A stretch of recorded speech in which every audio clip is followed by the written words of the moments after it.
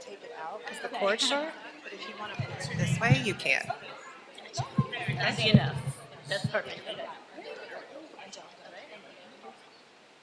He has one copy for each of us, so. Sorry. Just give me your number.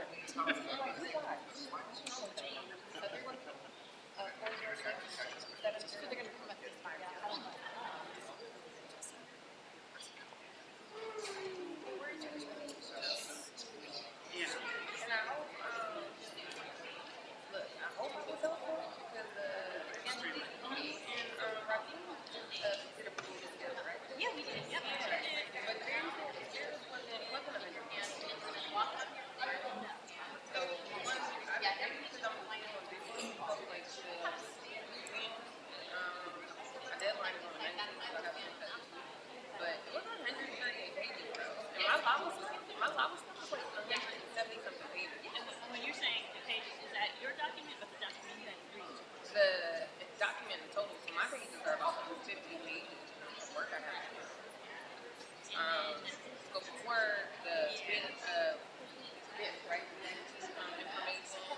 One on the document itself from them is like 4 pages. But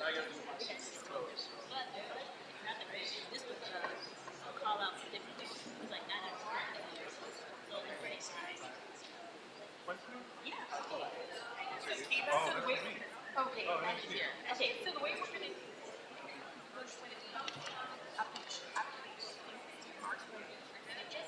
I'll call the name here. So when you come up, you come up, you shake the hand, get your certificate, and you walk. You'll stand. And everybody will just walk and stay standing. Very good. Everything back there.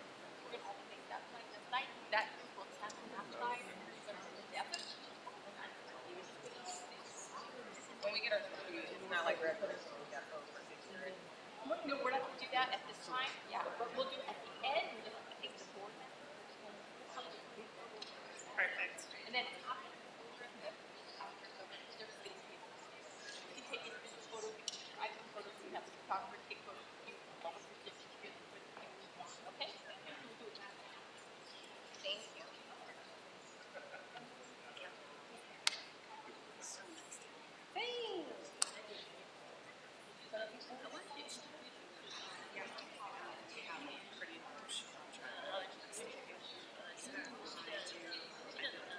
Website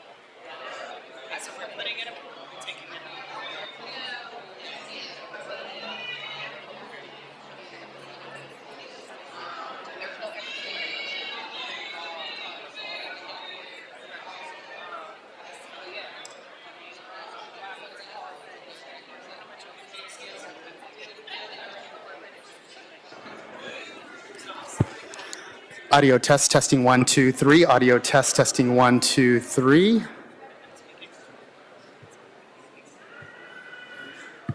Good morning, everyone. Fernando Campos, Executive Officer for today, Friday, December 8th, 2023. We should get started in the next minute to 2 minutes. For today's presentation, we have item number 1, Charlie Yu. Item 2, Deborah Weintraub. Item 3, no presenter required.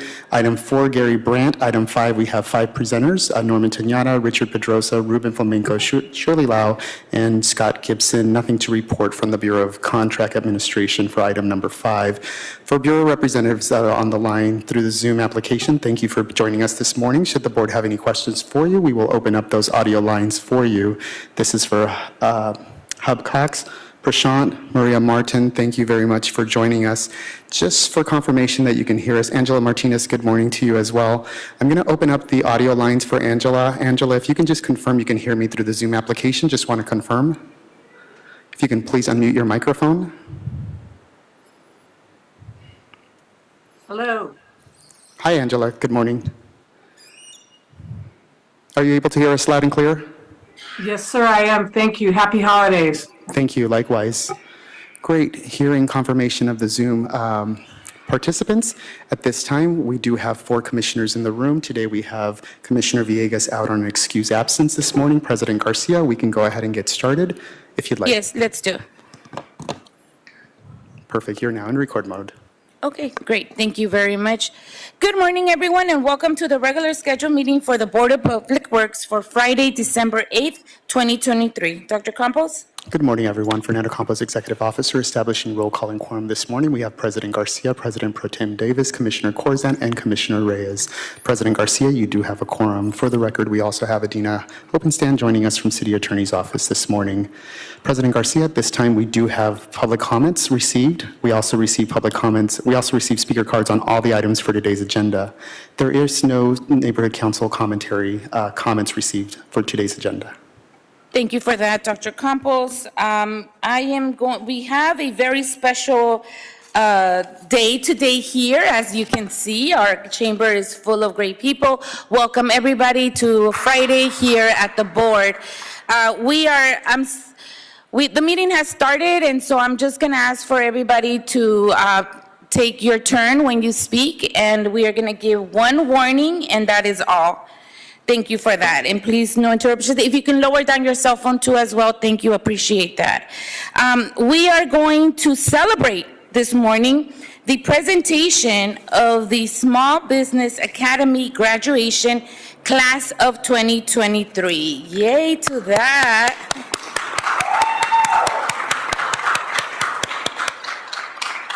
It is always an honor to have, folks here, but it's also a greater honor and a really humbling experience when we have folks that are from the outside coming to visit us. And what you have done, I can't wait, I'm pass this over now to our director, John Reamer, but I just want to say before anything, thank you. Welcome to City Hall. This is your home. This is where the business of the city of LA happens. And so I just want to say welcome if this is the first time you've been here. I invite you to take a look up stairs, take pictures around the beautiful tree that we have out there, but also, go up to our viewing up in the 26th floor, I think is the 26th floor, and just see, because it's a beautiful day out there today in the city of LA, and you'll be able to take some beautiful, great pictures up there and really appreciate the city that we all have and live in. So first and foremost, congratulations, and I am going to pass this over now to Director John Reamer.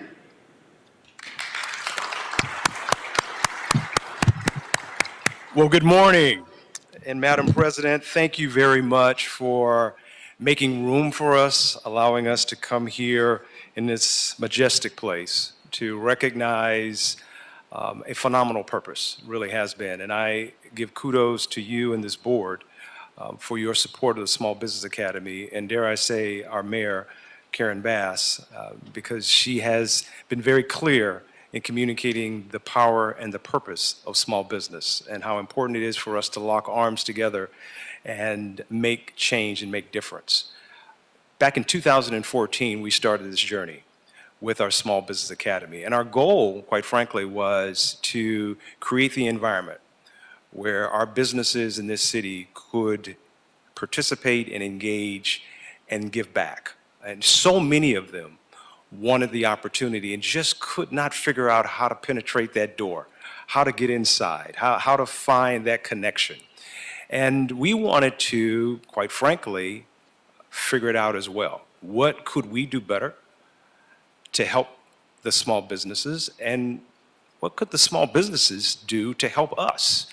And so we coined this phrase from day one, getting in shape. And that has been our goal, to help both sides, the presenters and the participants, get in shape. And the shape stood for the notion of the importance of studying, having a home base, an attitude that was world record setting, having a plan, prayerfully having a plan, and then the environment where businesses could grow and learn and foster and receive information. Information is so precious and critical and invaluable. And it has been a wonderful journey. And this is our 9th graduating class. 9th. I want to just acknowledge them.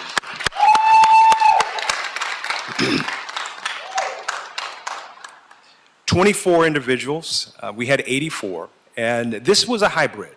When we first started off, we were able to meet in person, and COVID jumped in the middle. We had a year where we did not meet at all.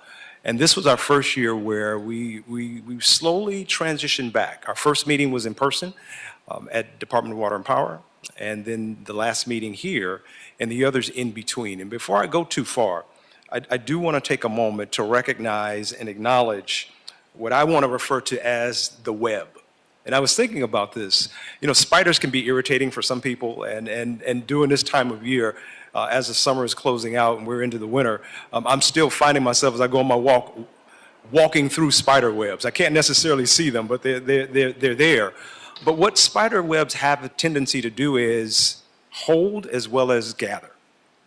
And these departments that from day one have been part of this process, they've been part of this web because we want to catch businesses and not catch them and then they fall through cracks, but catch them and they stick. They stay with us. They continue to do work. I had someone walk up to me today and said, I got a contract already. And that's quite frankly what we want to have happen. This web consists of the Department of Water and Power, and Karen Sung, Helen Lee, Julia Wong, Nichelle Davis, and you're going to hear from Assistant General Manager Greg Reed later on today. Phenomenal partners. The Port of Los Angeles, Tanisha Hare, Felicia Ansley, and Tricia Carey. Once again, can't say enough about the efforts and the participation, and each one of them, as we go through our sessions, they take a role in presenting information about their respective departments, as well as bring partners to allow our participants to hear and glean information from. LA World Airports, Erin Henning, great partner. She's had 2 hats, with DWP and then with LAWA. Jonathan Carroll of our Bureau of Engineering. Of course, this board and you, Madam President.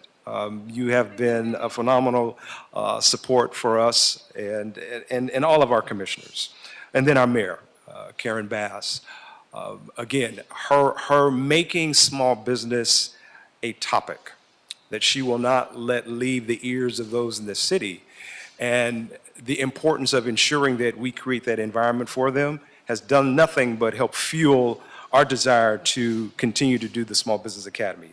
And then there's the Bureau of Contract Administration, and I can't say enough about each one of our family members, Linda McGlinchey, Melissa Savage, Kathy Serrano, Delana No, Irene Gonzalez, Hong Tu, and then our Assistant Director, Raul Mendoza, just helping to bring all of this together so that we could share this information.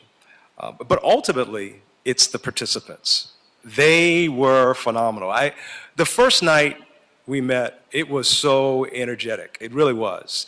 Because we've been doing it virtually for so many years since COVID, and just to be in each other's presence. And I want each and every one of you to know that you fueled us You make us better. You pushed us, which we wanted you to do, because the goal was for everybody to get in shape, not just for the participants, but for us as well.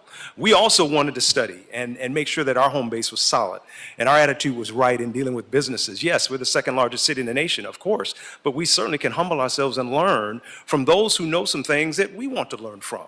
And having a plan in place that would work for both. And then that environment. Because we have this little thing coming in a couple of years called the Olympics. And we so recognize how important it is to start training and preparing early for those events that are going to take place that will transform the environment and this city. And we're hoping and believing that every single one of these businesses here, participants, family members, will be a part of that effort. And so this was the start, and you can never start training too soon. We had, and this is great, in addition to the 24, the businesses represent roughly 5.5 years of existence. 67% of them are minority-owned businesses. 70% of the participants are women-owned businesses. So ours was to definitely hold to this board's desire and our mayor's statement of creating an environment of equity where everyone has an opportunity to be a part of and reflect what this city is all about. We had representation from maintenance and janitorial, project management, event planning, tech IT, mental health services, media marketing and film, transportation, waste management, facility services, veteran services, engineering, credit counseling, tax services, human resources. This class right here, quite frankly, we almost covered every base that we could. Because we recognize that it's never too early to get ready for the opportunities that are not just here now, but that we know are definitely coming. If I were to say anything to the participants and each and every one of you, it's remembering how important it is to recognize who won the race. And I said this last year when we came back and we were able to gather for the first time, and I'll say it to each and every one of you, there's a reason why the turtle did win the race. And many of you know the story about the tortoise and hare, but why is it that the one that ran the slowest won? And it's because it didn't stop. Because the race is not necessarily given to the one who gets out the fastest or the one who is the strongest, but it's won by the one who doesn't quit, who hangs in there. And our whole goal in getting each other in shape was to make sure that we were in it for the long haul, that you as well as us, we were not going to let go of each other, that we're committed to you as well as we believe you're committed to this city and all that can come from your presence in it. The various sectors that you represent speak to a need that we have. And you have an opportunity to give back to us. And that has been our goal. It really has been. We didn't do this, as I shared with you, because we wanted to check a box. This is not something that we had to do because we want to please the mayor. This is something that she has been all about, but this board is all about as well. And you're going to hear them speak a little later, and you'll grasp from them the passion that they have.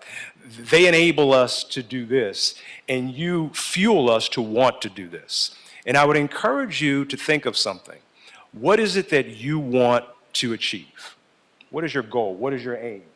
As you leave here today and we celebrate what you've done, what is it that you want to give back? In other words, what is your purpose? You can say, I want to make a lot of money. Okay, you'll find out that might be nice. It has its place and its purpose, but it's not necessarily going to fulfill you. But you now have an opportunity to serve. In other words, to make others' lives better by what you bring to the table. And that was our goal. Our goal was to equip you so that you can go into this marketplace that we call LA, and you can transform lives through the expertise that you bring to it with the information that we've provided you, knowing that you have support from these individuals right here and our mayor to encourage you to be the best you can, to make LA the best it can be. So if nothing comes from this, what we want is for you never to lose sight of the fact that there's a reason why that ant was successful. What did the ant do? Well, you know the song, it moved that rubber tree plant. But how did it move that rubber tree plant? Because it had hope. And what we're hoping for each and every one of you and believing will come from each and every one of you is not only will you preserve hope, but you will give hope. You will help others perform effectively in whatever it is you do. So I congratulate you, I really do, for sticking with it, with us for the whole session, because that was one of the goals, commissioners. They had to attend every session, otherwise they wouldn't make it to this graduation. And each one of them in their own way, they fulfill that pledge. So thank you very much for working out with us, for lack of a better way of saying it, for getting in shape with us, and for what you're going to do for the city of Los Angeles. We greatly appreciate you. And Madam President, we appreciate the opportunity to come here today and acknowledge these participants, but more than that, these graduates. Thank you so very much.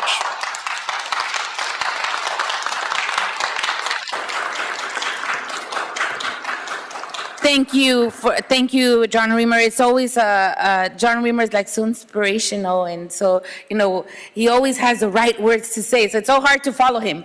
But I will say that I'm going on your list here, Director John Reamer, and right now it's a part that we do the commissioner's remarks. So I'm going to turn it over to my colleagues to give some remarks. Then I have Leila Lee, Director of Small Business Economic Policy, to provide some remarks as well. Thirdly, I have Angelica Lassester from 134 Ventures that will provide some remarks as well. And lastly, we have the presentation of certificates directed by Karen Sun, Linda McClinchy, and Felicia Ansley. So this is an exciting graduation. I just want to say thank you to the Bureau of Contract Administration for choosing the Board of Public Works to celebrate and end your academy this time. Thank you, John Reamer, for making that decision. It becomes really special to us as well. And so I just want to say, on behalf of all the Board of Public Works and everybody, says welcome to our contractorial world that we have here at Public Works, and we look forward for you submitting your bids to proposals that are under Public Works. But even if they're not under Public Works, any of those proposals that you see or those RFPs that you see on the ramp, that is all for everyone. That is, now that you are certified, now that you're ready, now that you know all this insight, now that you know how to maneuver that website, I encourage you to just continue to see that website and submit your proposals as much as you can. We are definitely in need to make sure that we expand our contractor pool. And that is why this is so important to us, not just to expand our contractor pool. We see that as something good for us because now it's a diversified pool of applicants, but what we see that is that it's an economic opportunity for you, for your families, for the growth of your business, and for the growth of the community that you are in. So we are very excited that this is just like a 360 type of program, a holistic program that benefits you and also benefits the city. And so we're very excited that Mayor Bass continues to also support these programs like this. So I'm going to turn it over because I have my remarks, but I'm turning it over now to President Pro Tem Dr. Davis to provide some remarks. Thank you, Madam President, and to all of those of you who have been fortunate to be a part of the Small Business Academy. Welcome to the Board of Public Works, and congratulations for your matriculation in what is really our hallmark program in teaching people how to do business with the City of Los Angeles. There are many things that government does in terms of providing services to the residents of the city, whether it is for public works, street services, street lighting, whether it's engineering work, or even, in fact, if it's some of the other services that the city provides, such as the energy utilities and building and safety services. But one of the things that we also provide that's critically important to the people we represent is employment. And there are two major kinds of employments that we provide. Certainly jobs in the various over 40 departments of the City of Los Angeles, or positions with our executives, either here in this office or with the city council persons. But equally important in terms of employment is the opportunity to contract. This is an area of research and interest that I have, because one of the underrepresented and underfocused areas that we have not maximized services to various marginalized communities is in the area of contracting. Many of those communities have not measured and have not evaluated what the potential for the city is to help to economically empower their neighborhoods. And in many ways, in doing research in this area, I have discovered that our potential is exactly what John Reamer said that it is. It is great, and we can create great opportunities for you. When I think about the work that Mayor Karen Bass, the first woman to ever lead Los Angeles, when I think about the work that she has done, one of the things that she has done in addition to embracing homelessness is that she was able to identify the opportunities that we can create in employment by identifying the jobs, the hundreds of jobs that Public Works alone has a challenge to make sure that we recruit and interview individuals for. It is our responsibility. So I say all that today to say to you that we are very pleased of your being able to complete this program, and that, yes, you should have jobs. I look forward to the day when some of those of you who are small businesses will grow and develop to be major and prime contractors. I am fighting every day to make sure that there is more diversity in the numbers of small businesses that do business in the city of Los Angeles. But that's not the end of my fight, it's only the beginning. The end of my fight is going to be to make sure that we can have prime contractors that are diverse. That is where we really need to go. And so just know that we know the realities of living in a multicultural society. We understand our responsibility for making not only America, but for making Los Angeles what it ought to be. And so those of you who have gained the knowledge, the education, and the skills from every community in this city, this is the vision of our leaders. It is the vision of the mayor to make sure that every community it can partake in the economic opportunities that the city of Los Angeles has to give. So again, congratulations, and I look forward to not only working with you, I look forward to observing the role modeling that you're going to do as people from various communities throughout this city, for others that will follow you and hold us accountable to make us do what we should do so that Los Angeles can be what it should be. Again, congratulations, and thank you so very much for the work that you have done. Thank you, Dr. Davis. Thank you, Dr. Davis. Commissioner Reyes?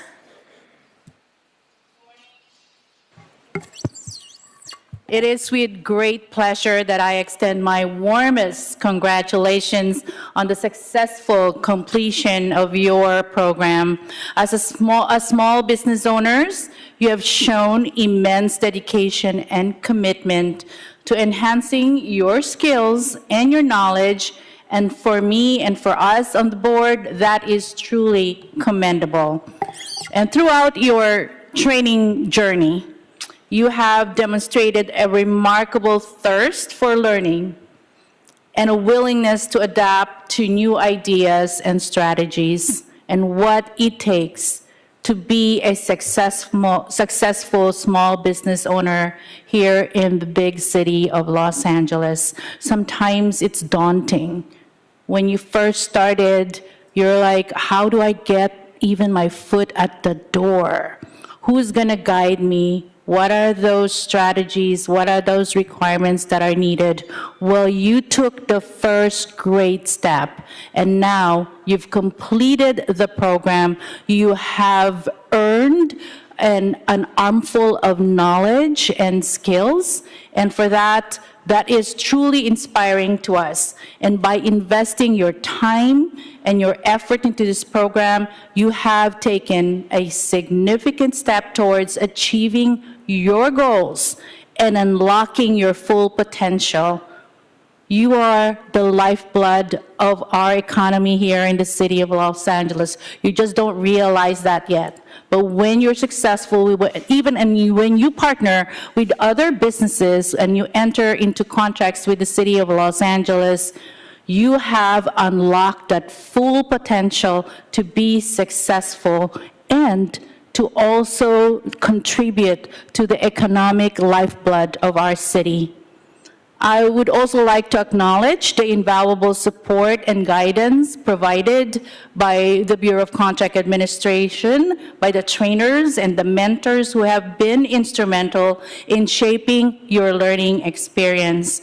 Their expertise and commitment to your success have undoubtedly played a crucial role in your development. And as you move forward, armed with that knowledge and skills, I have no doubt that you will continue to thrive and make a positive impact in your respective industries. Your dedication and excellence and your passion for your businesses will undoubtedly set you apart from your competitors. And remember, success is not a destination, but it is a continuous journey. Embrace every opportunity for growth, stay curious, learn along the way, never stop learning. Your determination and resilience are gonna be the driving force towards your success. So once again, congratulations on this significant achievement, and may your businesses continue to flourish, and may you find fulfillment and success in all your endeavors. Pat yourselves at the back. You've earned that. Thank you so much. We're very proud of you.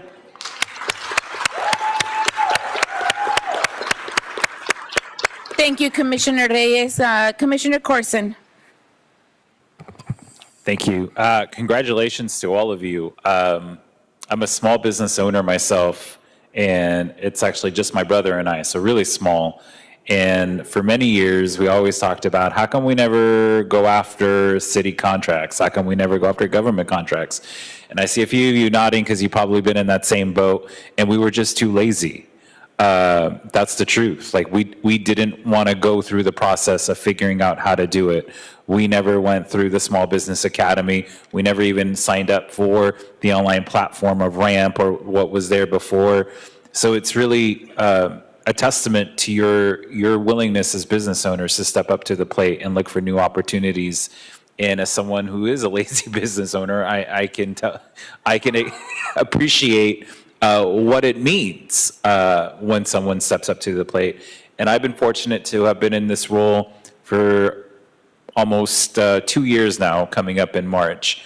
And I didn't realize until I got here really the number of opportunities that exist and how much the city relies on outside vendors and outside parties to fulfill our commitment to our stakeholders, our residents, our business owners, our tourists. We really rely on you and our success as a city. When a resident calls or a 311 issue is submitted or a project needs to be done, we basically just oversee a bunch of outsiders doing the work. And how do we deliver the best service if we don't have a litany of service providers, contractors willing to participate and be a part of the system? So really, all that to say is our success, whether it's at this dais, the council dais, the mayor's office, really comes down to how many quality small businesses, how many quality businesses are willing to participate in the procurement process. How many of you are willing to participate and be, the slow and steady marathon runner, as Inspector Reamer pointed out, who's willing to do the work, take the hits, take the grunts, and just fight through it and help us succeed and help us deliver services and projects for our stakeholders. So it's a big accomplishment. I just wanted to share how lazy we were as business owners and put that in light of the great work that you're about to participate in and what it really means, not just for your income streams, but really for the deliverability of services that the city provides. So thank you again and congratulations. I look forward to hearing your business names come up in future contract selections.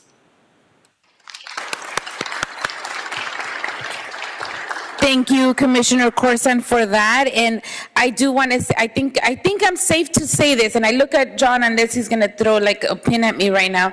But I think I'm safe to say this, that we challenged the Bureau of Contract Administration this year to increase the Small Business Academy the coming year. And this is the part that I hope John said, I'm pretty sure we put that in the budget. And so next year, we'll be able to not just have one Small Business Academy per year, we're gonna be able to have multiple Small Business Academies. So yay for that. Well, I'm probably preempting that because there's still a whole process we have to go through, and the final budget doesn't really come out till April, but our best foot forward is there. We already put it out there, it's on paper, and we're asking for more, and hope that all the higher ups can make that happen, but I just want to say that our foot is there to make sure that we have more graduating classes starting next year. And that is really a work in progress. Thank you, Director John Reamer. Next, I want to call up Ms. Leila Lee, Director of Small Business and Economic Policy with the Office of Mayor Bass. Is Leila Lee here? Yes, she is. All right. Hi, thank you to the board for having me here today, and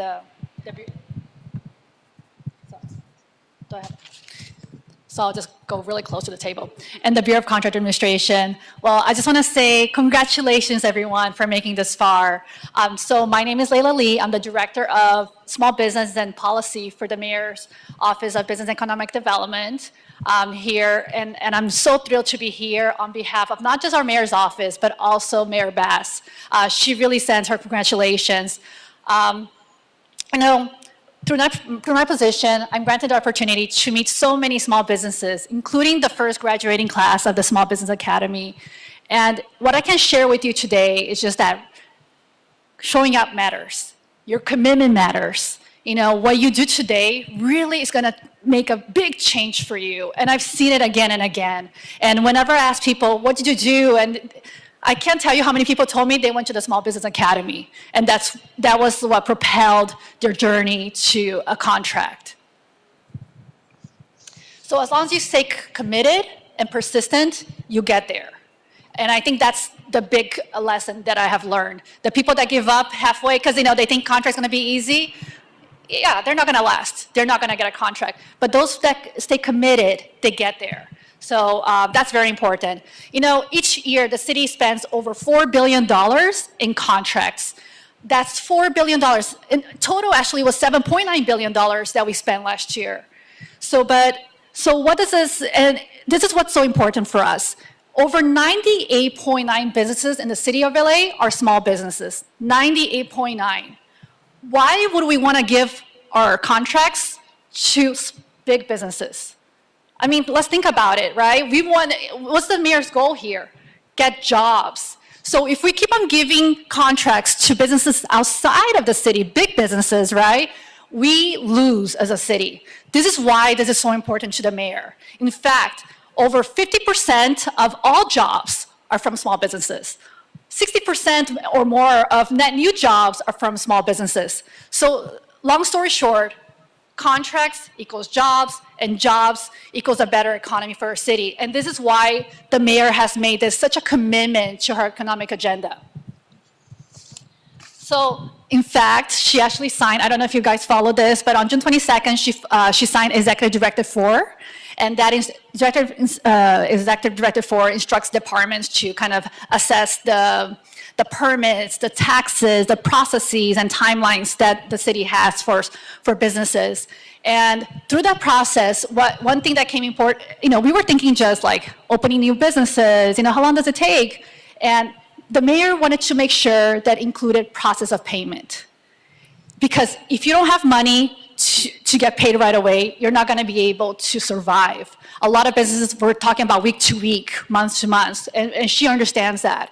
And one thing that I can share, I don't know if you've been following the news, but the mayor last week, she just announced that she's starting a contract financing fund. And we just got our first $1 million into this fund. We're so happy. So what this fund will do is, say you're thinking of a contract, but you're worried that you're not going to have the cash flow, you can apply for this contract fund, and And if you qualify, it will say to you, well, if you bid and you get awarded, this fund is going to be for you. And this fund, what's so great about it, is going to give money little by little, and you're going to have to pay little by little, but it ensures that you have the cash flow to do business with the city. And what's even greater is just that you're going to be able to build capacity, meaning like maybe now you can get 2 contracts at the same time, maybe 3 contracts, and that's what the mayor is really focused on. And as we grow this contract, we know we have big aspirations for this fund, but we're hoping that this fund will also support your growth, meaning like getting contracts from other the county, other jurisdictions, the county, the state, because what we want you to do is bring money and investment into the city of LA. I also want to congratulate as 384 Chief Inspector Reamer. What he has done is phenomenal. He was able to cut people that were looking to get certified for local certifications. He cut it for over 200 of them were expedited. Now, nobody's waiting for more than, because of his leadership, nobody's waiting more than 30 days to get certified for a local business certification. Sorry, I'm going a little long. So, and this is just the beginning. And I just want to say this is just the beginning. I can't wait to share what we have in store for you next year. But this is our investment to really our communities. And I just want to share something the mayor has said to me and in public. The mayor, and she doesn't care how many people actually get trained. What she cares is how many people get money. So I want to say, yes, you can tell, we're talking a lot, but we know that this is just the beginning. And our hope is to get you there. Because we're not successful, and this is coming from the mayor, we're not successful until the money is in your hands and you're creating jobs. So I just want to let you know that she's really doubling down on everything. And I just want to thank and congratulate all of you. And especially I want to thank the Board of Public Works and the Bureau of Contract Administration for really doubling down towards inclusion of small businesses in procurement. Thank you. Thank you, Ms. Leila Lee. You gave some really good announcements. I really enjoyed hearing that we reduced the time amount of certification. That's huge. That's the big announcement. Very nice to hear that. All right, moving forward now, I'm going to pass the mic over to Angelica Lassiter from 134 Ventures. She is a Small Business Academy graduate. How exciting.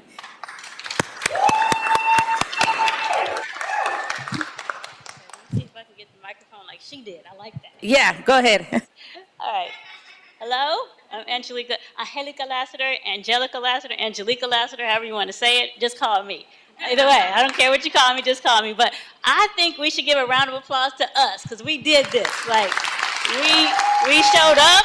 Yeah, we showed up. We met people. We communicate with people. So I'm proud of us. And Layla just said it's billions of dollars on the table, so let's get our 6, 7, 8 figures of all of that. I'm excited about that because sometimes as small business owners and entrepreneurs, we're kind of scrambling. I know I have to get clients, but just one contract, you guys, could just lead us to consistent income, like 3- and 5-year contracts where money could be coming in on a regular basis. So I'm geeked up and pumped about that. I hope y'all are too. And so they asked me just to kind of give the highlights of the program, what I enjoyed about it.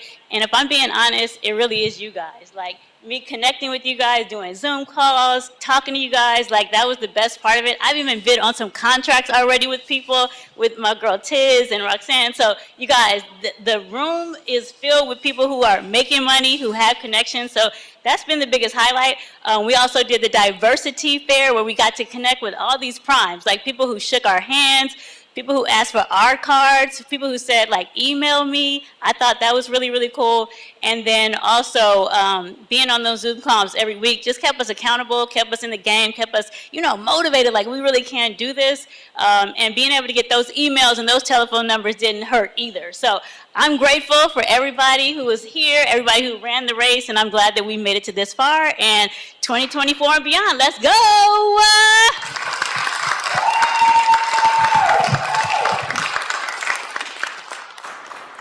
Thank you, Angelica. That was a beautiful, inspirational, and I hope everybody takes your message forward as well. You said something very nice there, is that you connected with each and one of these businesses. You really built your network of folks just like you. And so if you're running into issues as you're writing a bid and for, look onto your classmates, because that's what this is a class for. You're a cohort and you should be able to rely on one each other moving forward. So I really strongly suggest that you interchange, build this like your cushion of support, and call upon each other to help each other out whenever each other is stuck or needs help. In addition, I would want to say that when you see a bid proposal that is asking for multiple things, and maybe your business doesn't do everything, look onto your classmates. Perhaps you can partner. Perhaps you can do a joint venture of a contract. That's really important also, to just open your horizons that way. Maybe it's not the full load, you're getting a piece of it, but you know what? You're in the game, you're getting some money, and you're getting some work. So I would suggest when you see something, don't just say, oh, that's not for me, or look onto your partners and to your classmates, because there's a lot of rich resources amongst all of you. And so I just wanted to just make sure that you know that. Thank you so much. This is very exciting. All right, moving on. I want to now bring forward Mr. Greg Reed, Senior Assistant General Manager for the Department of Water and Power, as he will do his closing remarks. Go ahead if you want to take it off and, Thank you, Madam President, and thank you, Commissioners. It's really great to be here before you for this very momentous occasion. And I want to just take a moment to introduce myself to everyone here. I think everyone may remember me from the opening session of the Academy. My name is Greg Reed, LA Department of Water and Power, Senior Assistant General Manager of the Diversity, Equity, and Inclusion. And I'm also proud and pleased to be before you because I started my career with the city in Public Works 30 plus years ago. And so I'm happy to be in front of you because of that as well. So with that being said, I mean, it's hard to follow such great remarks that have been provided by everyone, because what more could be said? I do have a role,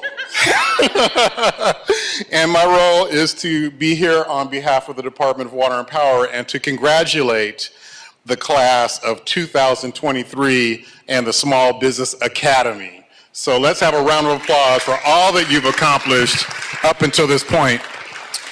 So I do have a few prepared remarks, and I'm going to go through that. So this year's 24 graduates represent small firms who are ready to do business with the city of Los Angeles and provide the services that make our city a great place to live, work, and play. Your commitment and dedication to this program demonstrates your tenacity, and it demonstrates your commitment to achieve success.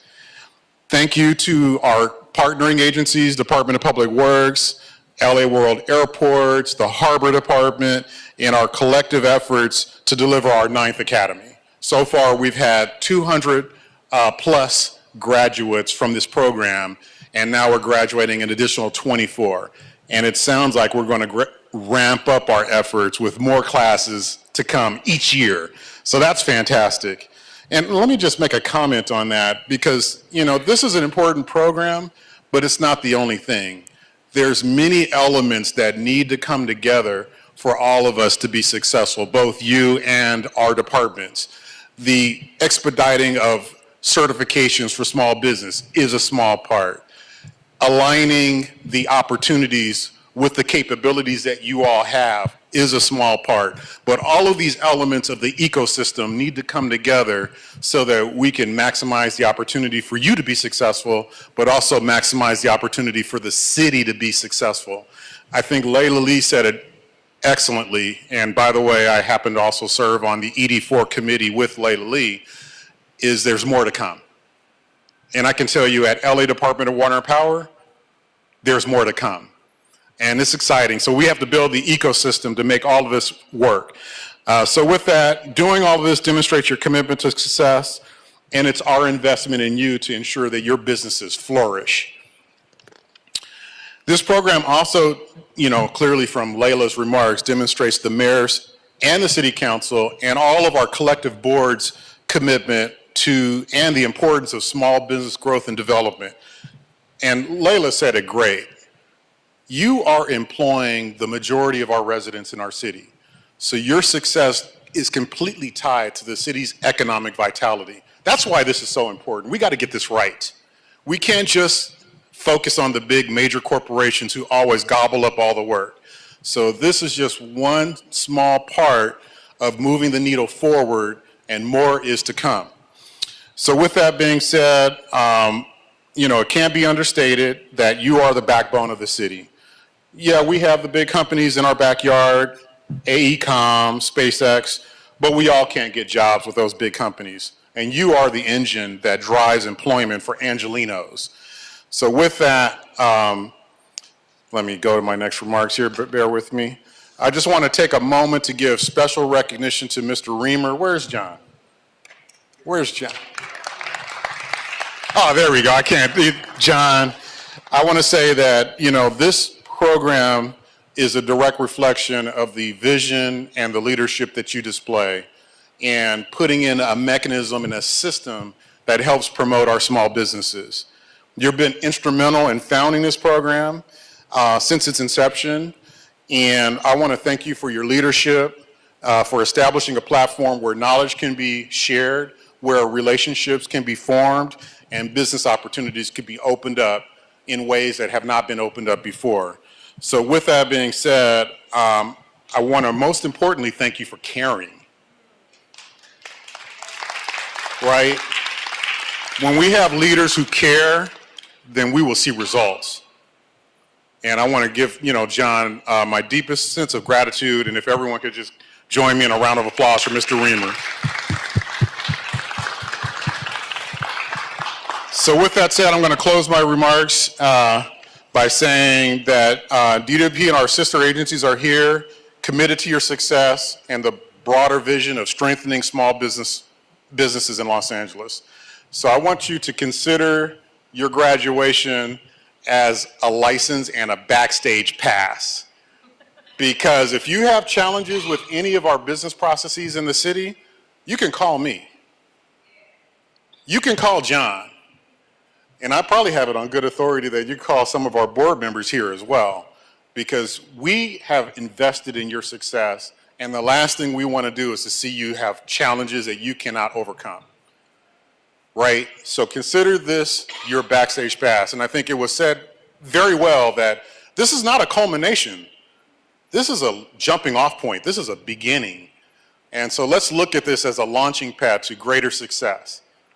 So with that being said, I want to thank you for your participation in our Ninth Academy, and I hope the relationships that you formed with your fellow graduates will endure and be a force multiplier that will enable exponential growth for your businesses.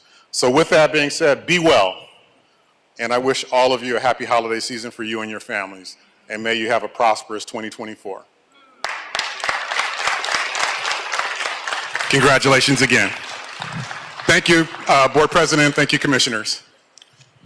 Thank you, Mr. Reed, and thank you for, the happy holidays wish. Definitely appropriate to everyone, so thank you for that. Now, to the fun part. We are now in the presentation of certificates section, and I want to call out Ms. Linda McClinchy, Bureau of Contract Administration, who's had been a big part of making the Small Business Academy happen, so thank you so much, Ms. Linda McClinchy.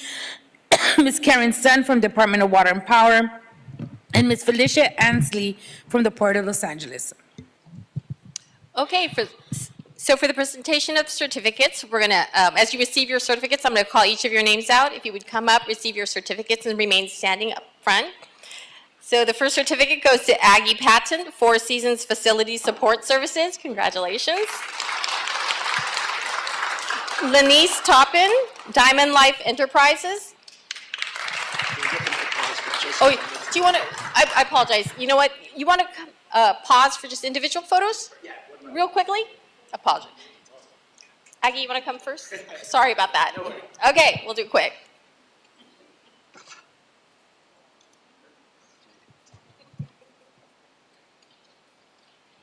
Okay. Angelica Lassiter, 13040 Ventures.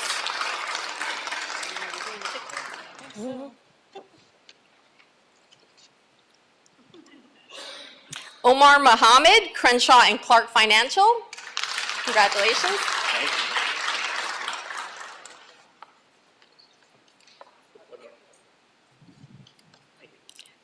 Brandon Shamim, Ascendant Solutions.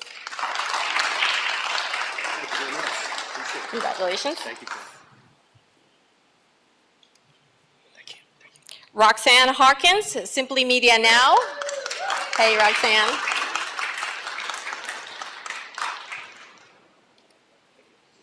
Bridget Brackens, Premier Choice Management Group.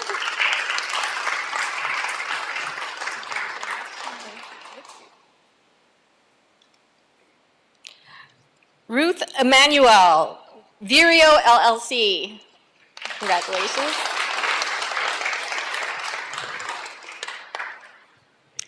Carl Brackens, CRE Team. Hey, Carl.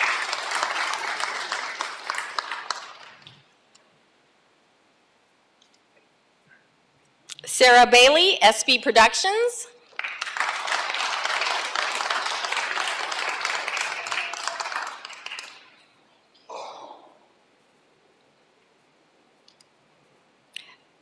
Chanel Chisholm, Delivered by D LLC. Congratulations. Sonia Woods, HelpWorks Company. Hey, Sonia, congratulations.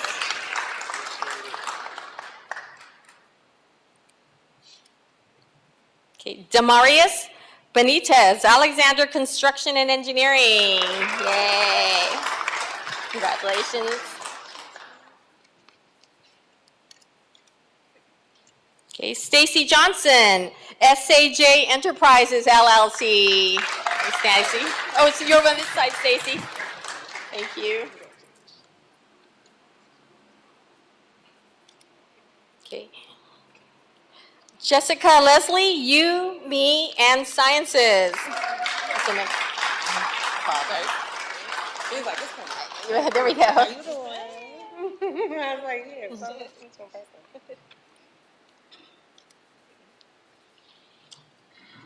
Okay, so I think I'm did I get Stacy there? I'm sorry. Takia Green, Godola Group Holdings. There you go.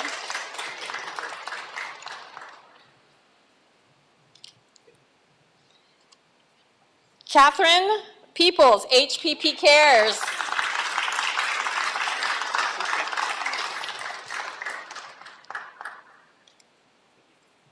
William Harris, Digital Infrastructure Solutions.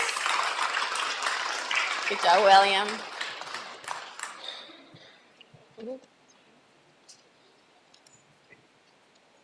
Okay, Yasina Iriheta, LA Maintenance Services. Are you here? I'm sorry. Sorry. You don't have it? No, I do. Yeah, you sit Yes, sorry. I'm sorry.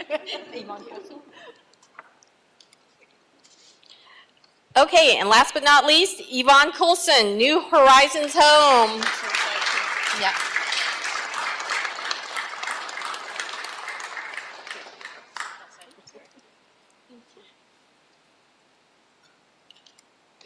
Okay, so I present to you the class, LA Small Business Academy class of 2023. And so I wonder, can we get a group photo with the board members?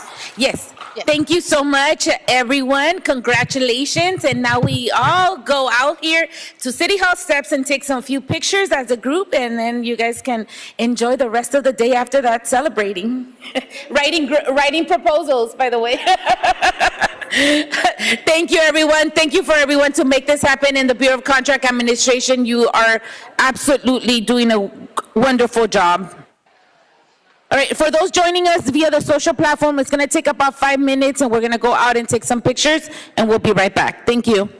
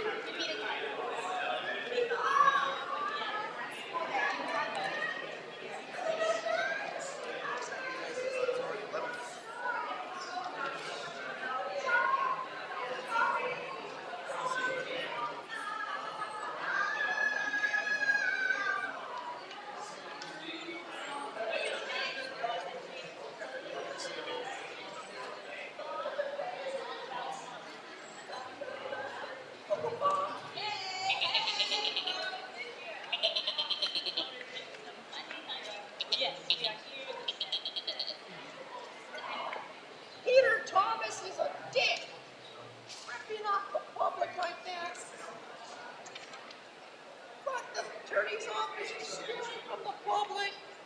God bless America. God bless Trump. Now, sooner or later, Snyder versus Phelps. Oh, sorry.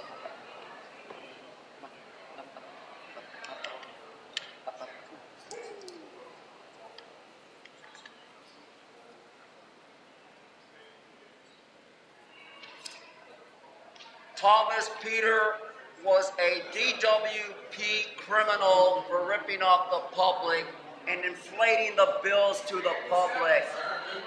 Fuck the attorney from Los Angeles. Fuck Peter Thomas and fuck DWP.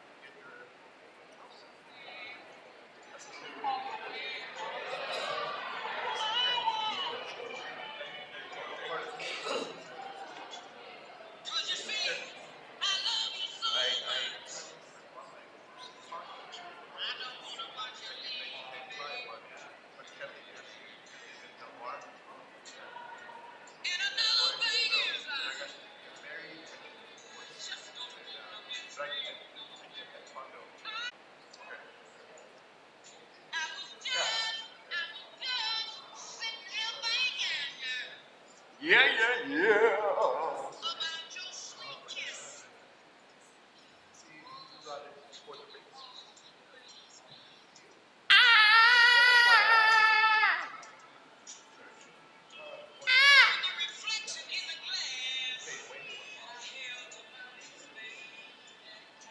I can't believe this shit.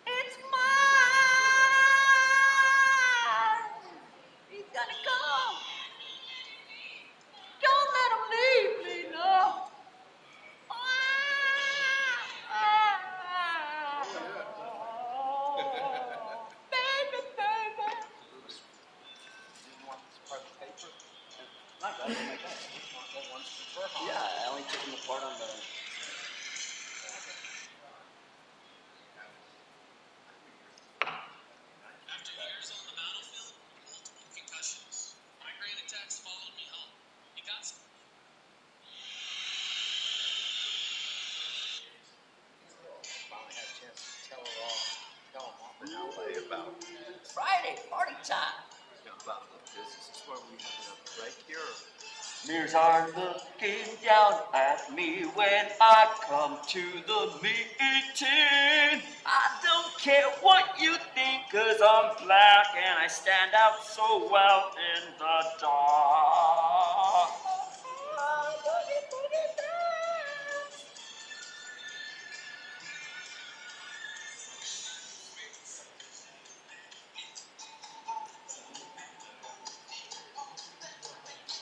Cut Robbins. That's a badass sign, homie.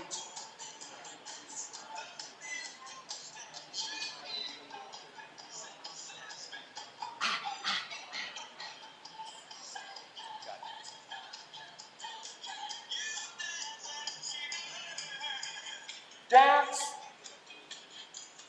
Boogie Woogie Friday. Ah, ah.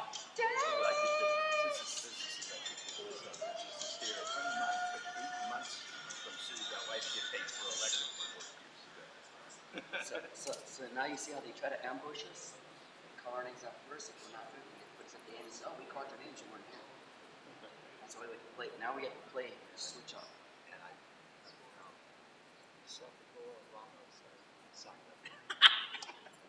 See, now I'm getting more heavy. No, I signed up as Black Reeves Herman Marshall. You know, those.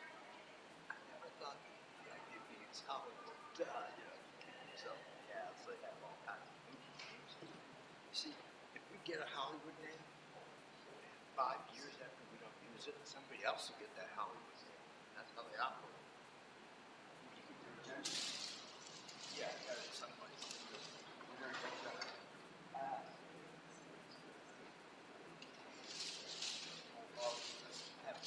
Santa hat yet. Santa. Wait till I play on with the Santa hat in March. People don't like what Mike looks like, 'cause he says he's on his way. You don't know my passion because of wise. Walking back, I turned with my back so the council members would see me.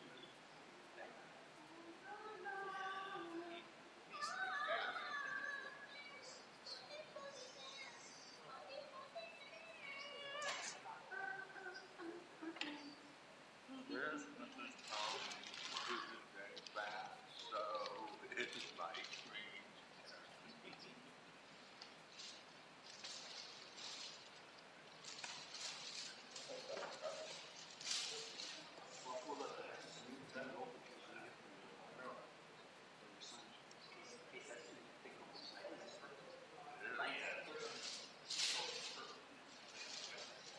Nobody's ever thinking about it.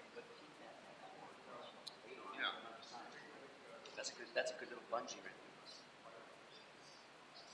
You know that I don't.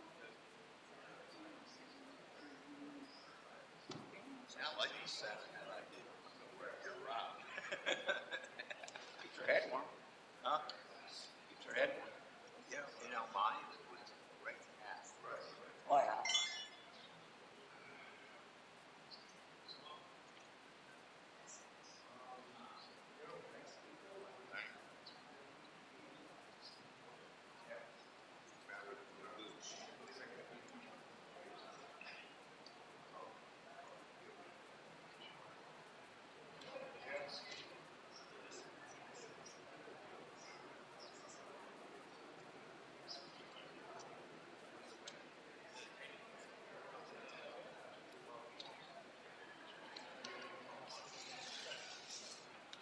I think we started putting them up on a good paper. Not bad. Runners up. Yeah, get in, get out. I think people are gone. Where'd they go? Where'd they go? I haven't seen them in the building. Let's keep your community. I got that too. They was the only good one on the committee is Big fatty. remember you'd be out. Always a great one. This is there. Stormwater. Water. Oh, now you want to watch water should have been watching water a long time ago. I keep saying the best time to watch it is when you have lots of rain. Because if Don't forget. we're in a drought. CDR, vote for Kevin De Leon.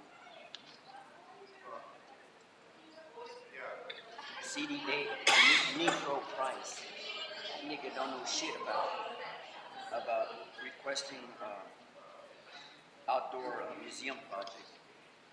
We don't need a fucking museum. People can't even fucking read.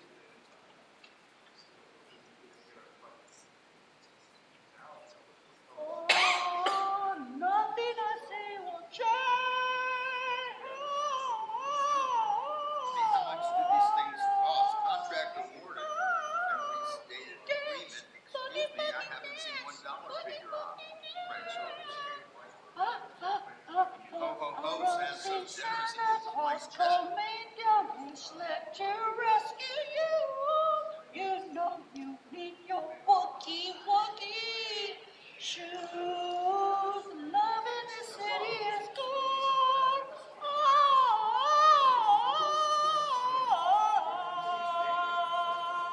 For your love, dance, boogie boogie dance, boogie boogie dance. What happened? Crenshaw had a contract, how much more? No, dollar amount. Yeah, if it says $1 million contract. So what are you fucking worried about? You ain't gonna get shit out of it. Just bark about it and let them know that you're not happy with these fucking dollar amounts. Because earlier, if you heard the presentation, they're talking about fucking money going on trees with these small businesses. Small businessing doesn't do anything for what you know and don't know. Because bottom line is, we're in a recession. Biden is fucking stupid. Dickheads that voted for the Democrats are stupid. People that vote for Republicans suck dick. And the left wings and the right wings all suck cock. So there's nothing gonna change. Ladies and gentlemen, from Los Angeles, California, The Doors.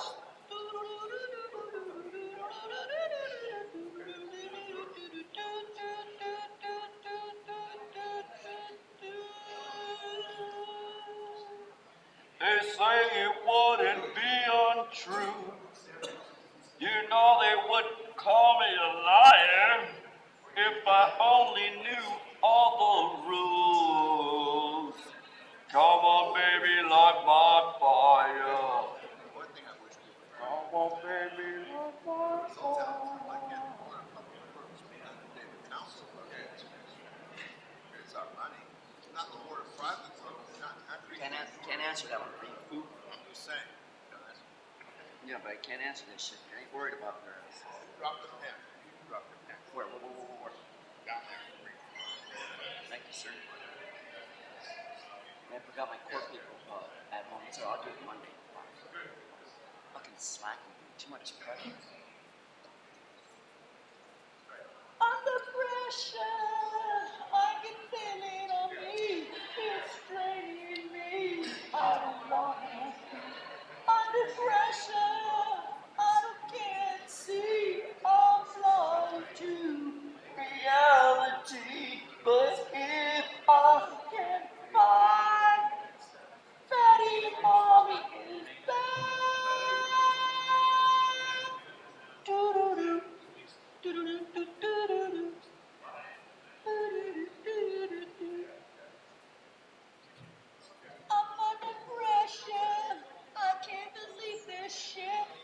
They're taking my water and dumping the shit. Under pressure. I can't believe this shit. The water's not even well, and we're not doing well. I can see the reason why. We do things here in Los Angeles. I can't believe this shit, but it's getting worse. Under pressure. Ooh, ooh. Under pressure. Ooh, ooh. Under pressure. Do, do, do. Drive by. Hi. Polly wants a cracker. Polly wants a cracker. Hi. Hi.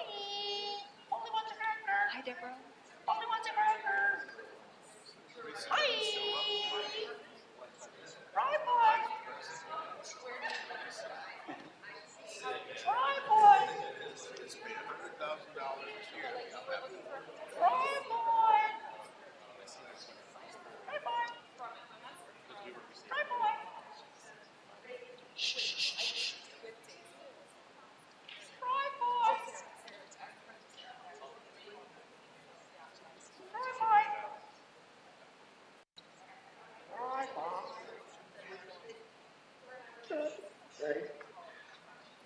Campos, are we ready?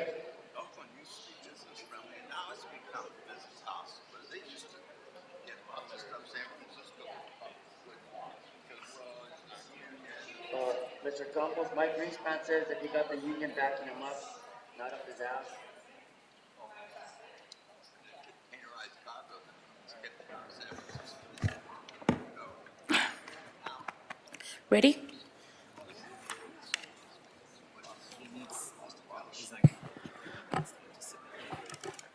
Oh, yeah, yeah. Good afternoon, There's a- everyone. Fernando Campos, Executive Officer for Friday, December 8th, 2023. Thank you all for your patience. For those that are joining us through Zoom, we are getting started back to the board meeting and back to our regular agenda.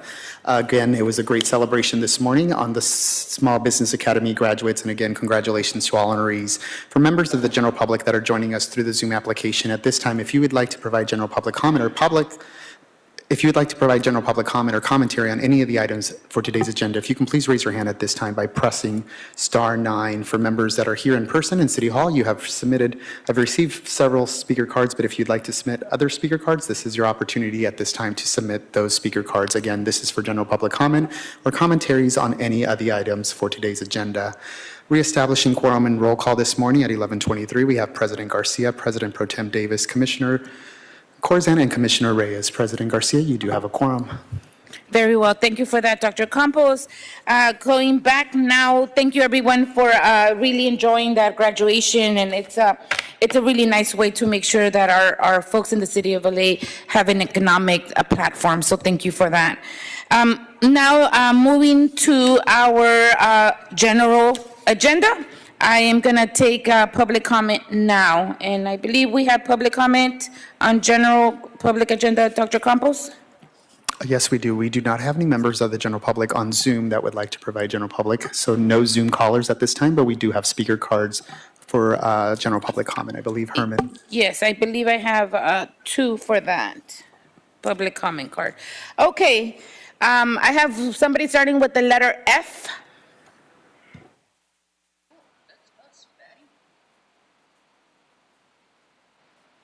F. F is coming. Can't believe this shit. The same fucking bullshit. Hour and a half fucking presentations when we're dealing with millions, if not billions, of fucking water going into the drains. When are we gonna get the infrastructure to rebuild this fucked up country? America is doomed. All because of one individual in DWP who fucked it up for all the fucked up attorneys in California. Peter Thomas is a white motherfucker too, who fucked us over on DWP billing. And the reason, because Mike Fuhr, that fucking Jew, should send a message back to Israel, to the Dark Garden, Save America, constitutional betterment. And how do we do that, Mr. Fuhr? Brandenburg versus Ohio, US 395, 444, 1969. Bury the niggers. Send them back to Israel.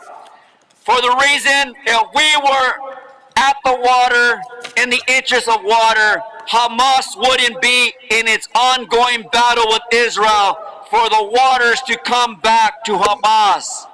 We have to save the children who are being persecuted by the white motherfucker Nazis, Israel and America, that keep sending bombs to kill children.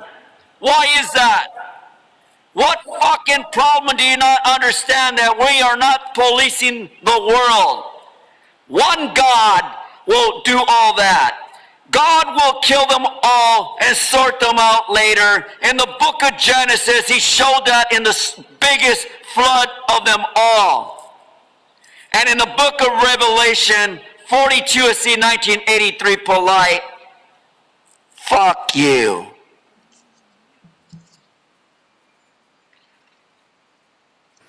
Next public speaker, Wayne.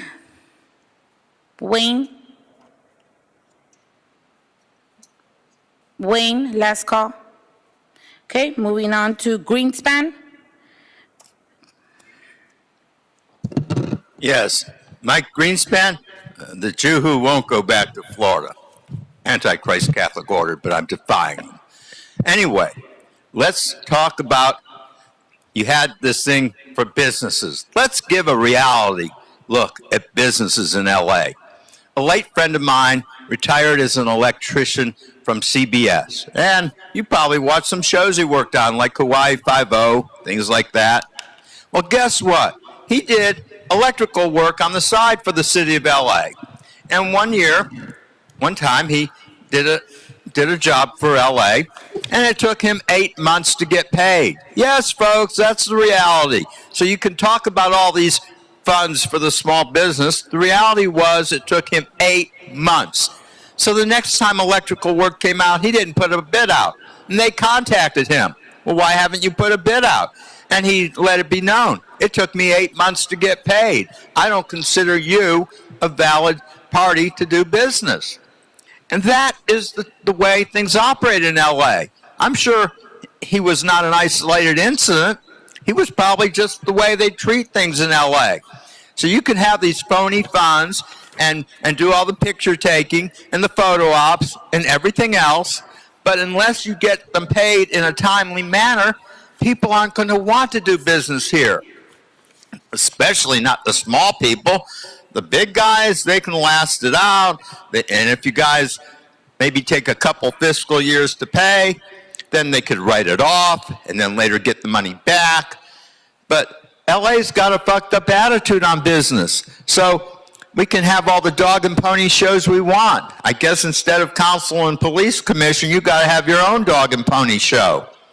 But the bottom line, your business hostile. And where's that vice president? Maybe we should replace her with somebody who would show up for the meetings. 2 minutes. Thank you. That is the last of the public comment cards. Public comments now officially closed. Thank you, everyone.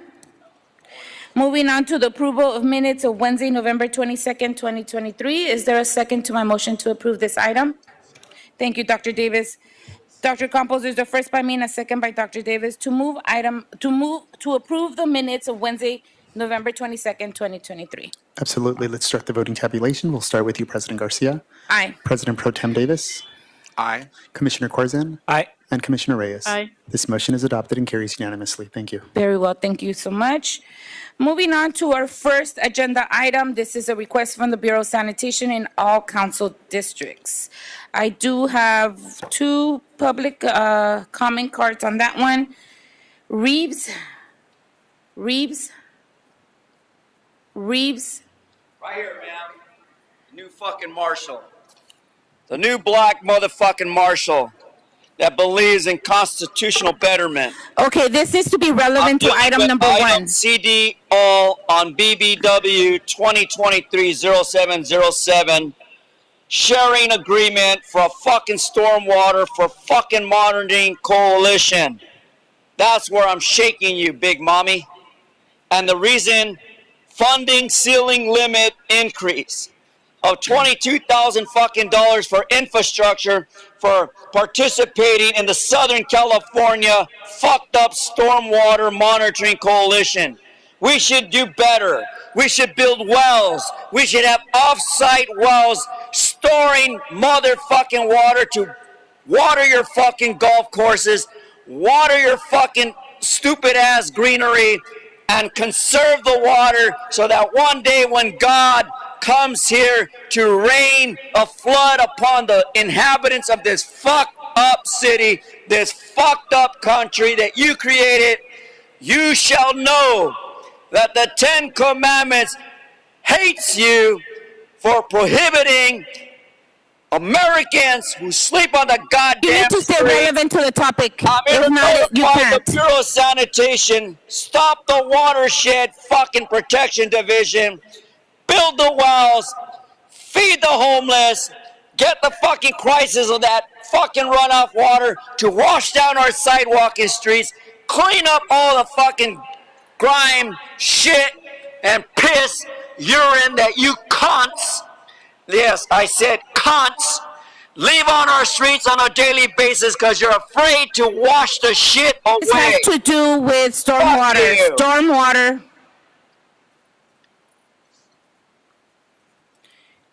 Next, public speaker is Mr. Greenspan. Yes. Ho, ho, ho. Santa's nice this year. Somebody just got $22,000 stocking stuffer. Who could that be? Well, those in the Southern California Stormwater Monitoring Coalition for fiscal year 2019 to 2024 cost sharing agreement. Yes, folks, does that mean you guys just fucked up on the initial numbers, that you have to increase it? Or is somebody just getting an early Valentine's Day gift, but they're getting it at Christmas time, a sweetheart deal? My, do we include chocolates and flowers in these agreements? How come we didn't get the numbers down right the first time? That's my issue. Why can we never seem to get things done? And it's not, let me just say, it's not just the public. I happen to be by the Bradbury building, which was built with private Please stay relevant to the topic. Well, I'm making a point. That building was double the cost. So maybe your 22,000 is a drop in the bucket compared to a building that went double the cost. That finally got done in LA years ago, but we are just terrible at our calculations. We need to put some room in so when you have overruns, it's covered and you don't have to keep going back to the board. What you do is give sugar-coated numbers to get it through, and then, oops, now we fucked up. And now that we fucked up, you're going to pay for the bill because we've already got the project half done. That's the way you operate. You get it started, and then you have to go for more money to finish. And where's that Vice President, Villegas? How come she's not here today earning her $100,000? Public comment for item number 1 is officially closed. Read it into the record.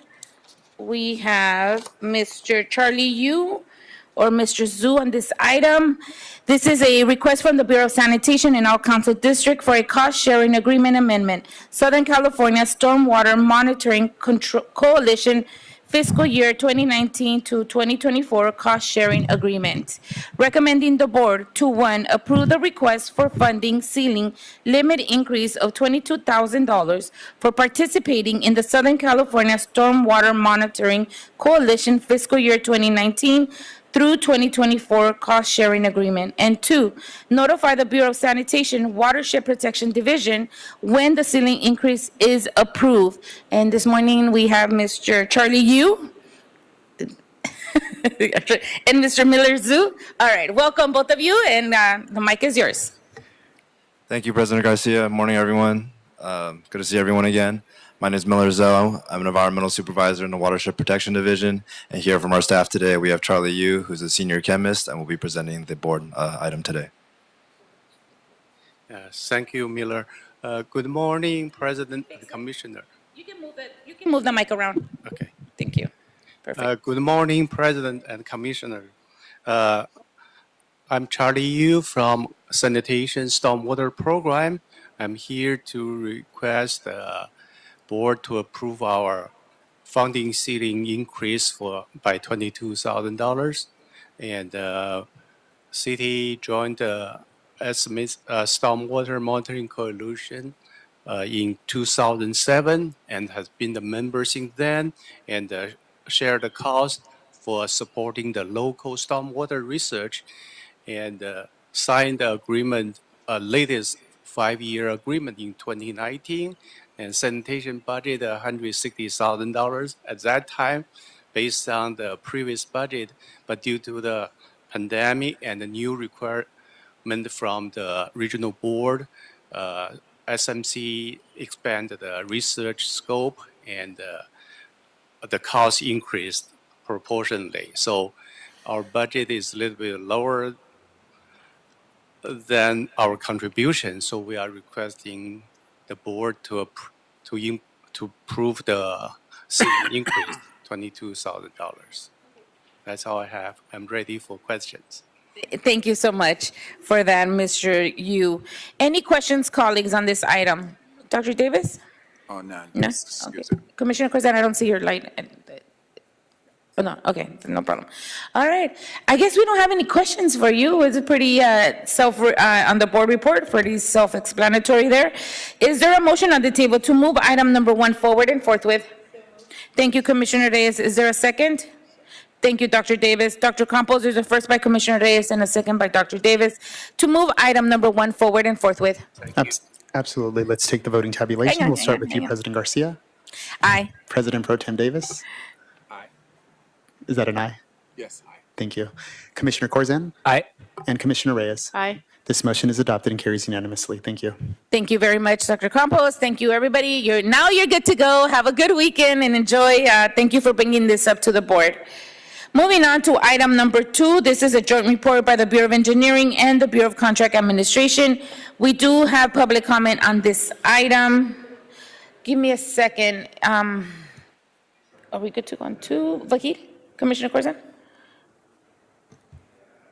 Are we good to go, Ms. Weintraub, on 2? Yes. Commissioner Corzine? Yes? Okay. If not, I can just put it 1 over, if you're okay with that. No, we're good? Okay. Okay, I'm getting the A-okay from everybody, so I'm going to move it forward. Is that good? Okay. Item number 2, I'm going to call the first public comment for that. GS is what I have here. Yes, I guess I got a new name. Mike Greenspan, and I'm still not going back to Florida, so I'm going to give you guys hell out here. And one of the things, other than our vice president of the board not being here for these important discussions, you look at the first item and you look at the third item, and what do you see? Just at first glance, This is about Destination you Crenshaw. Please see stick to a the dollar comments. amount. Please don't interrupt.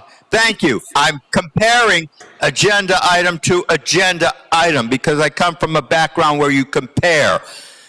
That's why I'm doing it. I'm talking about item 2. What is it we don't have on item 2? When we're talking about the contract amended and restated agreement between the City of Los Angeles and Destination Crenshaw. Well, I haven't seen a dollar amount. Well, I know the previous item was a $22,000 one, and the one coming up will be a $31,000 one. And how come you guys who are approving these things don't have an amount? That's my big issue. I'd like to know what we're paying for. I really would. And I'm sure there's a lot of people in LA that would like to know what we're paying for. I'm not saying it's a good project. I'm not saying it's a bad project. I'm just trying to get back to basics. How much is it? It could be $50 million. It could be $500,000. But we do have a right to know. And if you can't put that much on your agenda as we discuss the items, going over maybe highlights of previous contracts and what would be different with restated contracts, well, let's just gavel it through. Choo, choo! We're just railroading things. That's how we operate in LA. We're treated like mushrooms. Keep us in the dark and feed us manure. 2 minutes. Thank you for that. I have another public comment card for Greenspan. Mr. Greenspan? She just called you twice. Well, Do we have anything public comment via the Zoom platform, Dr. Campos? my card. Please do not interrupt. We're in the middle of a meeting right now. Not at this time, however, I can double check. Please. Members of the general public that are joining us through the Zoom application platform, the Board of Public Works is considering item number 2. If you'd like to speak on this item, please raise your hand at this time by pressing *9. Again, this is for members of the general public that are joining us through the Zoom application. If you'd like to speak on item number 2, please raise your hand at this time. President Garcia, at this time, no hands have been raised. Great. Public comment for item number 2 is now officially closed. Please do not interrupt the meeting. This is your first and only warning. This is a joint report by the Bureau of Engineering and the Bureau of Contract Administration and Council District 8. Contract amendment and restated agreement, Destination Crenshaw Outdoor Museum Project. Recommending the board to 1, approve and forward this report with transmittals to the mayor requesting the following. 1, approve the contract amended and restated agreement between the City of Los Angeles and Destination Crenshaw. 2, authorize the president or 2 members of the board to execute the amended and restated agreement. And 3, authorize the city engineer or designee to make any technical or accounting changes as necessary to effectuate the intent of this amended and restated agreement. And this morning, we have Ms. Deborah Weintraub on this item. Good morning. Good morning, President and Commissioners. I'm here today to ask for the board's consideration and approval of the contract amended and restated agreement with Destination Crenshaw. This is a very important project that is in construction in Council District 8. The role of the Bureau of Engineering has been to assist the project proponent, Destination Crenshaw, a nonprofit, with the expenditure of funds that have come from the city and from other public agencies.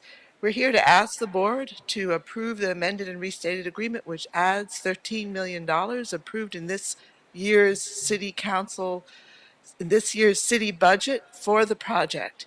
The money is going to be used for construction costs for Sankofa Plaza and a tunnel lid construction.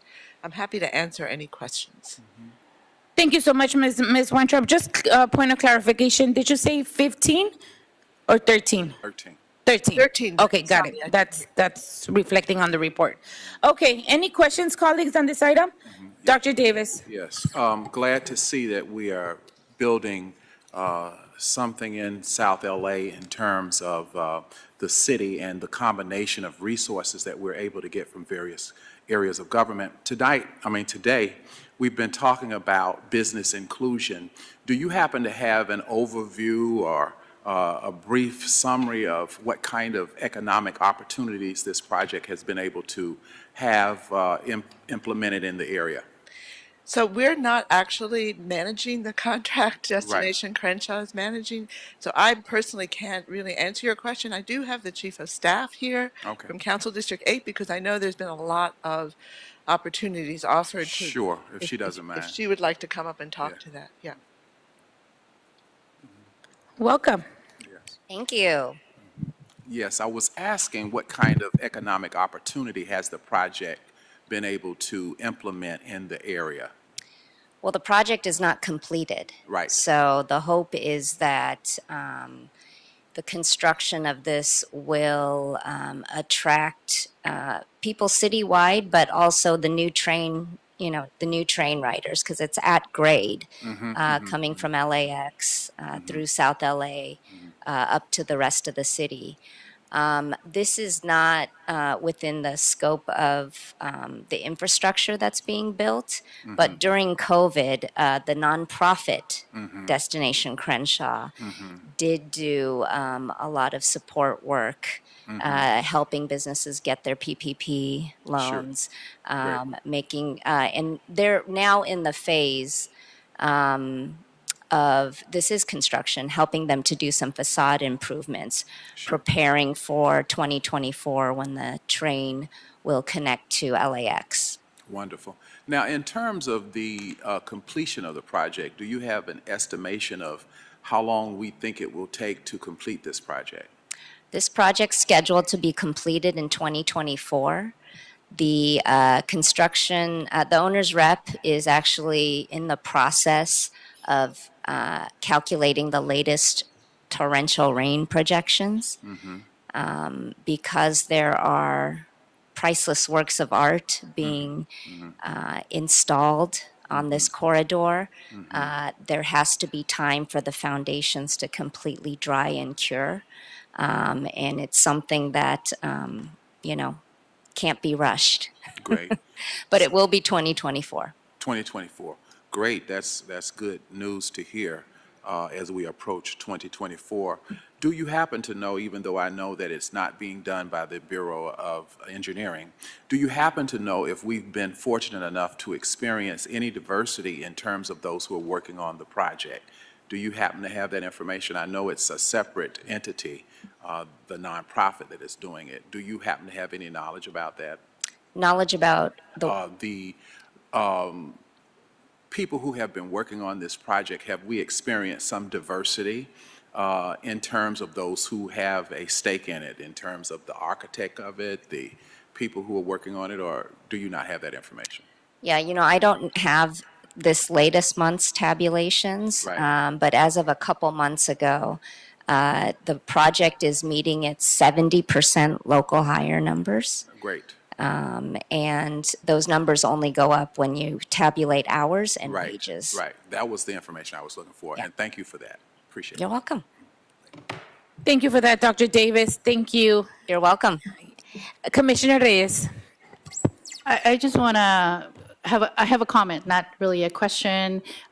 Basically, to commend the Bureau of Engineering for this project because it is a complicated project, but it has multi-community benefits that I'm excited for us to have as a city. And including in the contract that I read about the mitigation of any cumulative impacts in the community, which is also very important to me in terms of public health.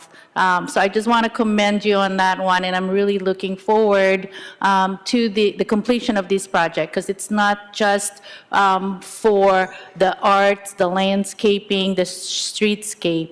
It's also a showcase, really, for the city of Los Angeles as we move forward, really towards our Olympics to LA 28. It's also something that the community really needs, and it's something that the community will be using, and the community surrounding Destination Crenshaw. So thank you for that, and this is an exciting project. Thank you, Commissioner. Thank you for that, Commissioner Reyes. Commissioner Corson? I will add to that, since this may be the last time Destination Crenshaw, I think hopefully the last time Destination Crenshaw comes before the board.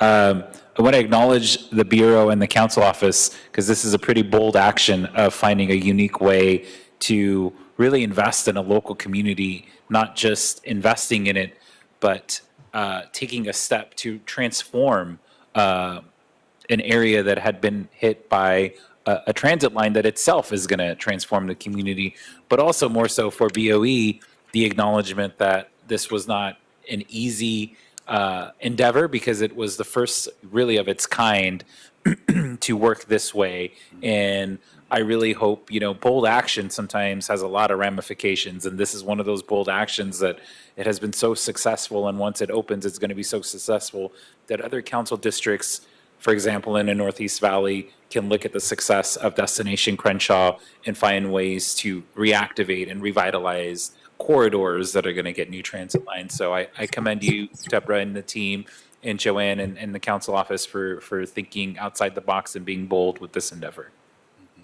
Thank you, Commissioner. I will say that we will be back at board for a couple of minor items related to amending an MOU for time and some transfer of funds from other city departments. So we will be back here in the next couple of months. Yeah. Thank you for that. City Attorney, do you want to clarify some of this, what we're doing right now? Sure. So let me just clarify some terms for members of the public, what a restated contract is. It basically repieces in one document earlier amendments and supplemental agreements so that the document is consistent, and easy to read, and easy to follow for all parties. And then there is perfecting an amendment that actually council had approved. I believe it's in September, but the date appears in the council report, or pardon me, the board report. So this is a little bit procedurally unusual. After your board approves this amendment, an amended and restated contract or agreement, it's not going to end up being transmitted to council who's already approved it. Instead, it'll go through the ED3 process unless waived, and I think we're waiting to hear on that, and then return to your board for final execution. But it looks like your board is going to be the approving body here because of that prior council approval already effectuated. Very well. Thank you for making that clear. We're all on the same page on this? Okay, good. Making sure we're all set on that.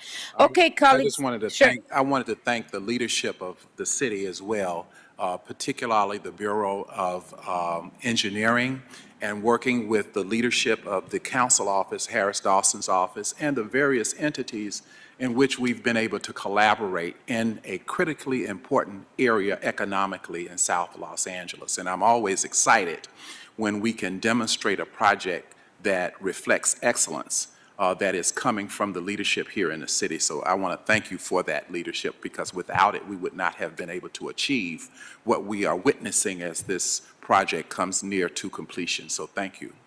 Thank you.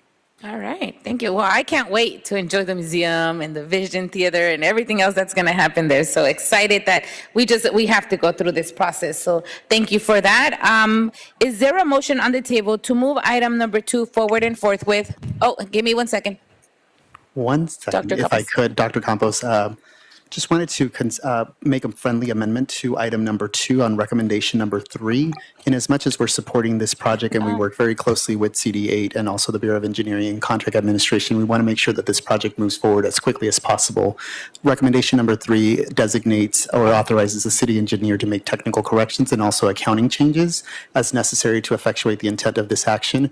We'd like to make a friendly amendment to add after accounting changes, subject to the concurrence by the executive officer or director of accounting, comma. The reason being is that we want to make sure that we are following internal controls, that we're verifying the funding and also validating the funding to this project. We have had some issues in the past in terms of expediting the payments, so we want to make sure that these payments go out as quickly as possible. So we are in agreement with recommendation 3, but we would like to add the friendly amendment to make it subject to the concurrence of the executive officer or the director of accounting, so that in the event I'm not available, Mr. De La Pena, which is our director of accounting, can go ahead and approve this and move it forward. Otherwise, it would just be the city engineer making these changes with no verification, no validation, et cetera. So that is my recommendation to your board for consideration. Again, I can read it for the record. Recommendation 3 would be authorize the city engineer or designee to make any technical or accounting changes, comma, subject to concurrence by the executive officer or director of accounting, comma, as necessary to effectuate the intent of this amended and restated agreement. Okay, I'm happy to make the amendment, Dr. Campos. My only concern will be if we're adding a layer to the process, that would concern me, just because I know this is a need to expedite it. Would it be okay, because I do understand the need to have the accountability part, and I understand that sometimes the projects that is needed. Would it be okay if we leave the director of accounting concurrence on it? Basically, that's exactly what the proposal is. It's either myself or the director of accounting. It's an or statement, not an and statement. Okay, So okay, good. it leaves the Good. opportunity for either myself or Mr. De La Pena, Okay. who's our director of accounting, to move it forward. In the event I'm not available, he can approve it, or vice versa. If he's not available, I can approve it. So we just want to have a backup person so that we can move these payments as quickly as possible. Okay, the Commissioner Reyes? Isn't that already a practice that we have? That it's, that you or the director of accounting really look at those funding? And then the second question is, if we add that layer, is that a way of fast tracking or making sure that it is a timely, approval of the funding for the project? Excellent I just want to question. have a Yeah, guarantee that's an that there's excellent no, question. that the additional layer will not delay, but will fast track or minimize delays. And that's an excellent question. I think we do have the process in place to verify and validate for internal controls. What is happening now without recommendation number 3 is that anytime that the Bureau of Engineering or the Bureau of Contract Administration wants to make an amendment or a change to the funding source or the availability of funding, that request needs to come back to your board for approval.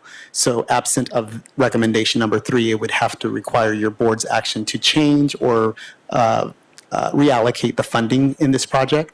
Recommendation 3 eliminates or reduces that possibilities, in that the authority is now delegated to the city engineering, but our recommendation, our friendly recommendation, is to still keep the director of accounting and or myself in the process so that we can verify and validate. Otherwise, without that, it would just be the city engineering making changes to the accounting numbers and the funding.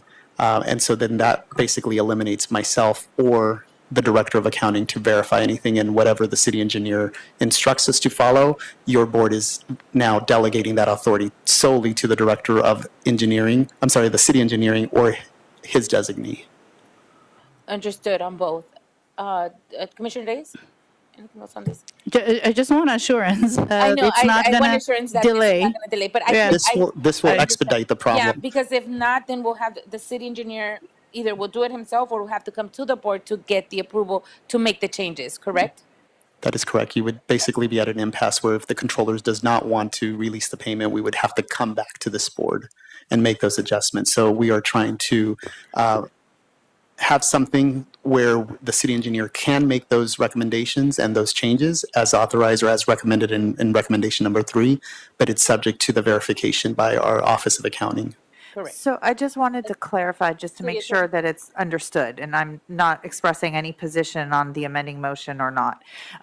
But to the extent that recommendation number 3 passes, that's avoiding this returning to the board to make an accounting change. So right now, you have before you as written that and the city engineer or designee can make an accounting change and other technical amendment alone. What the recommendation that in the amending motion for your consideration is to add the executive officer and/or director of accounting to avoid that, let's say the engineer or designee in their best interest does make an adjustment, but it gets kicked by the controller, having that additional sort of accounting lens might actually expedite the process, although it sounds to be another layer. That, I believe, is the intent of the amending motion, but I heard something that sort of made it seem unclear, so wanted to jump in and clarify what's before you, both in the initial recommendation and as proposed to be amended. Thank you for that clarification. I see Commissioner Corson and then Dr. Davis. Commissioner Corson? To clarify, though, we're amending 3, and we'd have to add a 4th, because the way, Dr. Campos, you're suggesting it is that the city engineer would have to come back for technical changes as well. That's why I'm saying that it just stops, like, I'm perfectly fine designating technical changes and then creating a 4th amendment for accounting changes. It's a different way of looking at it, and great question, Commissioner Corzan. It would, if your board would like to bifurcate those, one, authorizing the city engineer to make the technical changes, and then add a new recommendation for the accounting changes subject to the concurrence of myself or the director of accounting, that's fine. What my intent was is just to keep it under recommendation number 3, which currently reads to allow the city engineer or designee to make those technical corrections, but only on the accounting changes. I'm sorry, Dr. Campos. Officer, can we please escort the gentleman out? There's no interruptions. We're in the middle of deliberation, and that was a clear interruption. Please have the gentleman be escorted out. Thank you so much.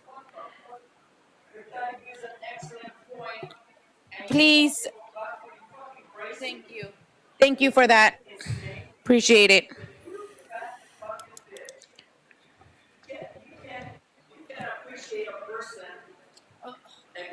Can we get him out? He's still interrupting the meeting. He's not allowed to come back anymore. That's all you think about is yourself. Come on, we need to be out disrupting our meeting. Yeah, fucking fat slob. Oink, oink, oink. Let's go. Thank you, thank you. Thank you, officer. Oink, oink. Get him out. Oink, oink, oink. Oink, oink, oink. So Commissioner Corzan, to answer your question, Do not interrupt the meeting. Commissioner Corzan, the friendly amendment is to add the subject to concurrence by the executive officer. Just wait 30 seconds. Commissioner Corzan, again, Thank you. excellent question. And just for clarification, the technical corrections can still be done by the city engineer without the concurrence of the executive officer or the director of accounting. The friendly amendment is after accounting changes, where we would insert the comma subject to the concurrence, and then another comma after that insertion as necessary. So the only concurrence would be required would be for accounting changes. The technical corrections would still be done solely by the city engineer or his designee. And if that helps, I think that would help clarify that. But another approach your board could consider is to bifurcate recommendation 3 to make it very clear technical corrections can be done by the city engineer or his designee, and then add a 4th recommendation to authorize the city engineer or designee to make accounting changes subject to the concurrence by the executive officer or director of public works, that can still get you to the same place. The goal here is just to try to expedite the payment. The goal here is to assist the bureaus and the city at large to make this project happen and also get those payments out, simply because the funding may change. As of right now, we have some assurances that the funding is available, but we do still have to go through the validation and the verification process. I prefer the latter, so it's clear. I was gonna say that I like things to be clean, so I like the fourth one. Okay, good. Dr. Davis? So in terms of procedure, we would attend the amendment first, to vote on the amendment first before the main motion? Yeah, so we're just gonna add an amendment, and I'll read it into the record right now, but we're gonna add a fourth recommendation is to authorize the executive officer or the director of accounting to be able to make any accounting changes, specifically just accounting changes. Technical changes will be done by city engineer or his designee. Okay. And I understand that in these critical actions that there will be some communication with your office in terms of any matter that needs to take place to expedite and process this information. Correct. So maybe that's Deborah, since you're kind of overseeing the the process, accounting, technical, construction, everything that all around, we would just ask that if there are any issues, meaning as in the changes of accounting or technical, can you just let us know at a certain time? I would hope that the person who works with us, the accountant and/or the executive officer, would also communicate with us. I don't think necessarily we need to write that this is a part of routine business to Correct. communicate with one another. Correct. So therefore, I don't see this action as a threat Oh, to no. slowing down the processing of the payment for the project. No, I think we cleared that it's better we do this so that if there are any accounting changes or there's held back from the controller's office, we can come back. You don't have to come back to this board. It can be done at the board level, meaning Deborah, you can make technical changes, and our director of accounting or our executive officer can make any accounting changes. Are you guys okay with that as well? Yes, ma'am. Yes, Okay. I would say we always work with the Office of Accounting. Yeah. on any of the payments that we are going to request. So Okay. That's fine. So in the spirit of making sure we expedite the payment process, this is kind of a way to make sure that happens.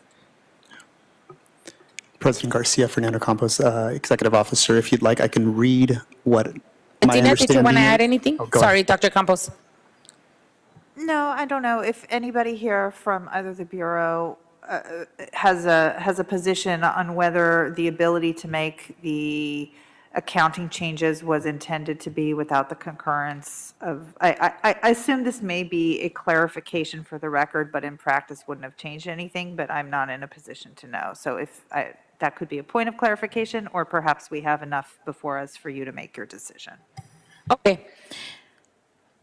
I think to Dr. Davis's point, you're just trying to see if there are any issues, we would make sure that we know so that we can expedite this. The point is that we don't add any more time consuming to the process. Okay. As long as everybody's clear that we can do that, Deborah, are you comfortable? I'm fine with it, yes. Okay. And I will come back to the board if I see any delays. Okay, perfect. Make that Got it. commitment, yeah. Okay, given that, then we're going to add a fourth amendment, Dr. Campos. The fourth one will be authorize the executive officer or the director of accounting to do any accounting changes necessary. Correct? I believe, and then Commissioner Corzine, you can correct me if I'm wrong, the intent is to still authorize the city engineer to make the accounting changes subject to our concurrence. Versus what you just stated, that would just leave the executive officer or the director of accounting to be authorized to make the accounting changes. Only, right? So if Yeah. that's the board's desire, that's fine, but No. my understanding is recommendation 3 would just be amended to strike out or accounting changes. That would be the only change to recommendation number 3.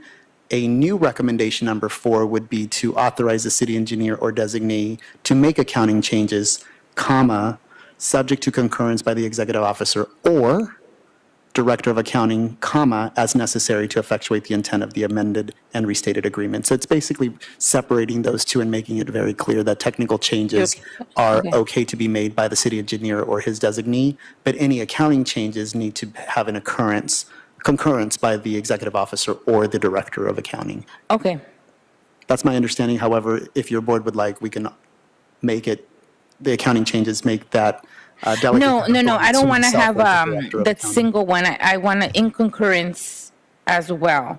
But I do want a clear amendment, number 4, to be clear stated. So can you repeat the amendment one more time so that I make sure that I know what we're saying? Yes.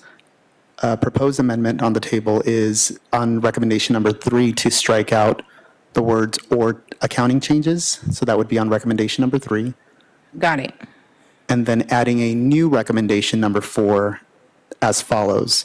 Authorize the city engineer or designee to make accounting changes subject to concurrence by the executive officer or director of accounting as necessary to effectuate the intent of this amended and restated agreement.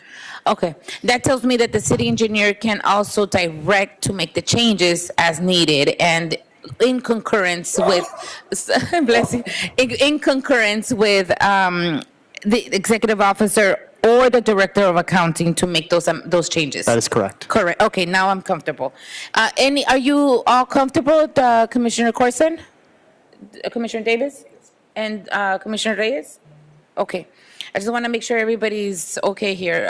Deborah, you're okay with that as well? Okay. And City Attorney? Okay. Thank you. So I think we can deliver now.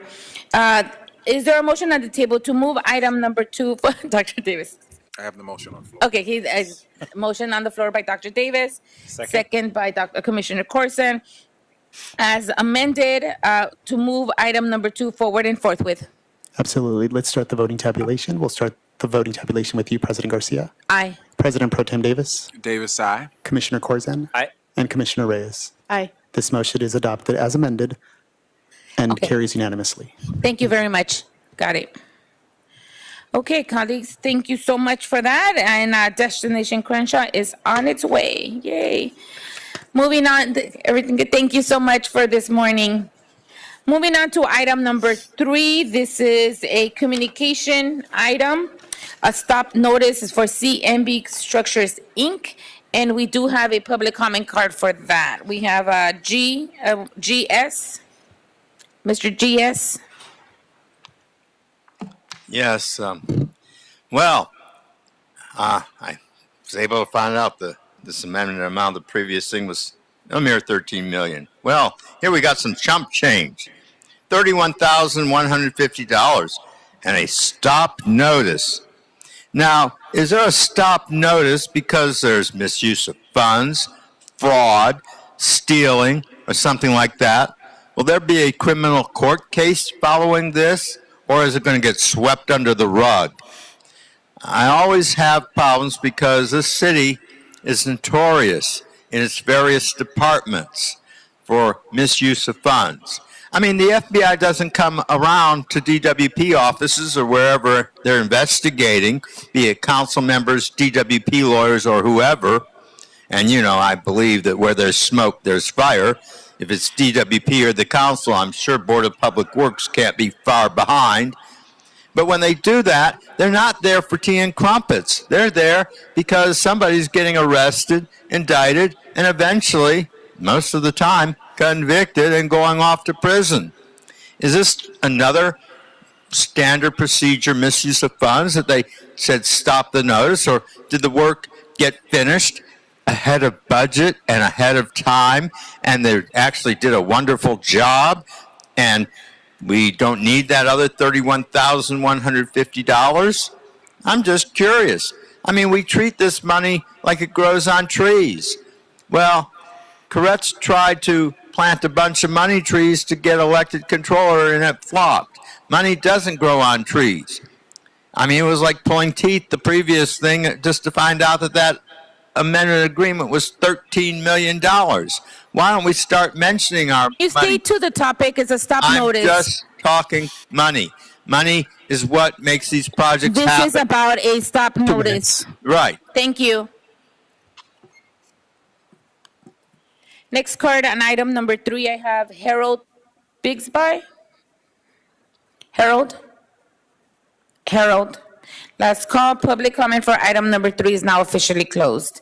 This is a stop notice where CMB and Structures, Inc. is transmitting a stop notice in the amount of $31,150 for storm drain structures for Malden Tix Construction, Inc., I'm sure I said that wrong, in connection with the emergency sewer and storm drain of 2022-2027 project. Is there a second to my motion to approve this item? Thank you, Dr. Davis. Dr. Campos, there's a first by me and a second by Dr. Davis to move item number 3 forward and forthwith. Absolutely. Let's start the voting tabulation. We'll start with you, President Garcia. Aye. President Pro Tem Davis. Aye. And Commissioner Corzine. Aye. This motion is adopted and carries unanimously. Thank you. Thank you very much. Moving on to item number 4. This is an oral report. I do have 2 speaker cards on this. Somebody that starts with the letter M. M. M, last call.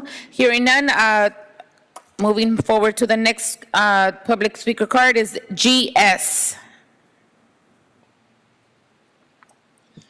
Is this going to be my last of the allotted time? Huh? Oh, okay, thank you. I just want to be certain. After all, we have roads, yes. Road projects, major upcoming street improvement projects. I guess it's every neighborhood but mine. I live in the Sun Valley end of North Hollywood, where there's stuff that's not paved. It's not as bad as Council District 7 with dirt sidewalks. We only had dirt alleys.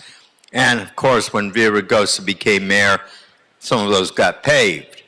But as far as the streets, when it comes time, we had a major project, and I'm talking about it took years. And by the time all was said and done, they were suing the city to get the thing done. That's how bad it was. We're talking about Lankershim and Victory. I mean, Lankersham's a big road. They got exits at the 101 and at the 5. And to have a multi-year tie-up on the street is really detrimental. Other places get their stuff done lickety-split. Why, we talk about after earthquakes or after fires, how things get finished quickly. I guess everything that comes in my neighborhood, if it gets done, is on the slow track. So I'm just lobbying for some of those streets in the Sun Valley end of North Hollywood. We're not the fashionable NoHo down there at Magnolia. We're the other part of the district. And over there in Krikorian's district, it's just things don't get done. Nice bumpy roads, isn't it nice? Bump, bump, bump. There goes your front end. Oh, I've had flat tires from the terrible condition of the roads in my area. Oh, you don't care? Maybe you got friends in the tire business that'll sell me more tires after my tires have been fucked up from your fucked up roads. So, just letting you know. 2 minutes. Thank you. Public comments now officially closed for item number 4. This is a status update on major upcoming street improvement projects by the Bureau of Street Services. And we have Mr. Brandt here. Good morning, sir. Welcome. Well, good afternoon now, actually. President Garcia, commissioners, bureau representatives, and Dr. Campos. My name is Gary Brandt, a superintendent with the Street Renewal Division of Streets LA. This information is being provided to keep the public informed on upcoming resurfacing projects and to minimize the impact on the community as well as delays. For additional information or concerns, you can contact our coordinating section for the Street Renewal Division at 213-847-3200. The following major street projects are scheduled in the Valley region during the week of 12/10/23 through 12/16/23. Monday, 12/4/23 through Thursday, 12/14/23 from 6:30 a.m. to 4 p.m. We will begin cold milling and paving Ventura Boulevard from Mammoth Avenue to Hazeltine Avenue. CD4 Sherman Oaks Neighborhood Council Pavement Preservation Program Fund. Sunday, 12/3/23 through Sunday, 1/14/24, from 6 a.m. to 6 p.m., we will begin cold milling and paving Reseda Boulevard from Roscoe Boulevard to Valerio Street, CD4 Northridge South Neighborhood Council PPP Fund. Additionally, we will provide an update on our 23-24 pavement preservation program. During the week of December 10th through December 16th, 2023, the Valley and Metro regions will complete 17 projects for a total of 11.43 lane miles. The press releases were distributed and notifications have been issued. Streets LA has coordinated with the council offices to assist with the outreach to stakeholders. We have coordinated with Los Angeles Department of Transportation for traffic control assistance. This information is also available on the Streets LA website, streetsla.lacity.org, using the resurfacing open projects icon. This concludes my report. Very well, thank you for that. Any questions for the Bureau of Street Services?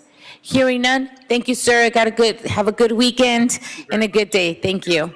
Nice time. If I don't see you, happy holidays. Thank you very much. I'll see you next week. Oh, I'll wish you again next week also.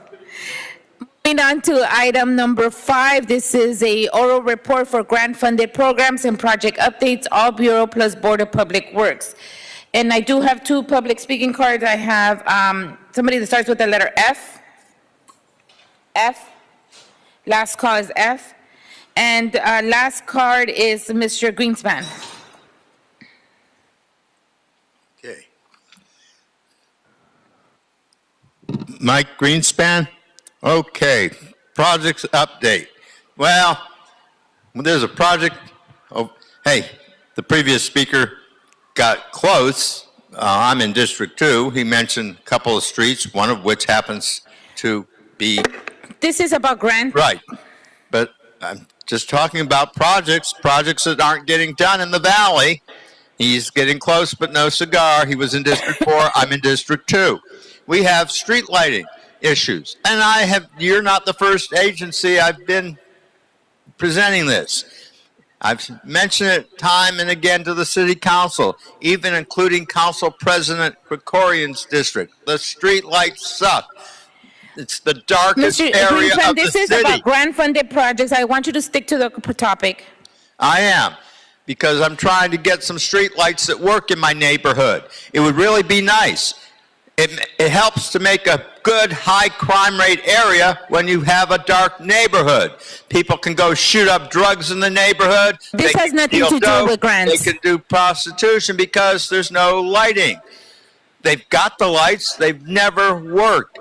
Why do we spend all this money putting out decorations, I'll call them, when they're really nothing but the darkest streetlights in the neighborhood? As long as we're talking about major projects, This has nothing to do with lighting up grant-funded projects. streets with streetlights that work. Stick to the topic, which is grant-funded programs and projects update.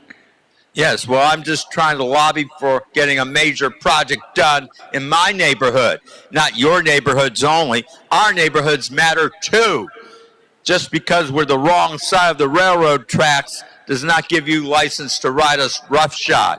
Just because we're not the biggest contributing zip code to political campaigns does not mean you've got the right to ignore us. We matter too. And our neighborhoods are always neglected. And that's the reason I'm here saying stuff, because we are forgotten time and again. This is grant-funded programs. 1781, okay? That's how long we've been forgotten. I don't know what the time is, Thank you. but I just wanted to let it be known. Public comments we're now forgotten. officially closed. Thank you. Moving on to grant-funded programs and projects update, all bureaus plus the Board of Public Works. And this is an exciting time after, I think, 2 years. Is it 2 years now? I hope not. Okay, year and a half, sounds better. A year and a half of us meeting and making sure we got to this point. This is one of the things that we were able to do. So I'll turn it over to you, Mr. Tanada, to guide us and put us at where we're at today, but I just want to say thank you for all your work you've done on the grant task force, for your leadership in that area. As you know, we built a grant task force a year and a half ago just to make sure that all bureaus and the board knew there was ways to collaborate with one another, but to also just have a sense of a resource and security for all the bureaus as we are applying for grants, and to also prioritize grants. It was important that we do grants that way. So there's been a lot of success. Bureau of Street Services has really gone above and beyond and gotten so much grant funding that we're very proud of that. Bureau of Sanitation has always rocked in that world, but I was happy to see that the Board of Public Works, Bureau of Street Lighting, and Bureau of Engineering to also increase their grant funding effort, grant program effort. So very proud. I'm going to now turn it over to you, Mr. Tanara, to lead us on today's oral report. Great. Thank you, President Garcia. Good afternoon. Good afternoon, President Garcia, Board Commissioners, City Attorney, Dr. Campos. My name is Norman with the Board of Public Works Financial Management Grants Unit Section. With the other members of the Board of Public Works Grants Task Force, we're here to provide a status, to present a universal and all-encompassing semi-annual grant status oral presentation covering the periods of April 2023 through September 2023. Again, with the leadership of you, President Garcia, and Dr. Campos, the Grants Task Force began meeting on a monthly basis since January 2021. Here is where members of the bureaus discuss funding opportunities made available through federal and state government, discuss possible ways of collaboration, discuss new procedures and policies, strategies, etc. Again, as you stated, one of the goals of this Grants Task Force is to create a universal reporting template that covers the entire active grants portfolio for the entire department. So through a coordinated effort between myself and other bureau representatives, we are now able to not only provide bureau-specific updates during this semi-annual oral presentation, but also provide a department-wide overview of the active grants portfolio for the department encompassing all bureaus. So this slide before you shows a breakdown of the active grants portfolio by bureau. You can see the total grant award amount of active grants that all bureaus are currently managing is $1.6 billion. This funds a total of 179 different projects and in totals 84 different grants. And you can see about 65% of this 1.6 million is being managed by the Bureau of Engineering, with 29% being managed by the Bureau of Street Services, and then 3% by both the Board and Sanitation, and 1% by the Bureau of Street Lighting.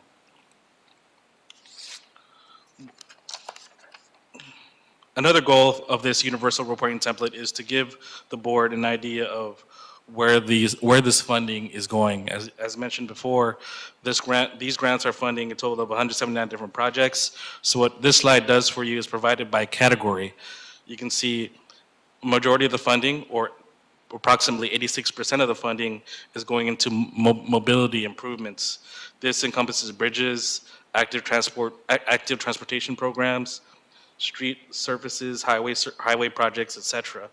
And then you can see a distant second of this grant funding is going to open spaces, which is about 5% of the 1.6 million, which encompasses transit spaces, beautification projects, plaza improvements, and streetscapes.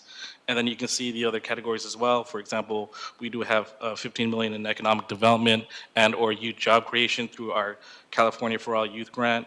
We have environmental funding that covers forestry, urban greening.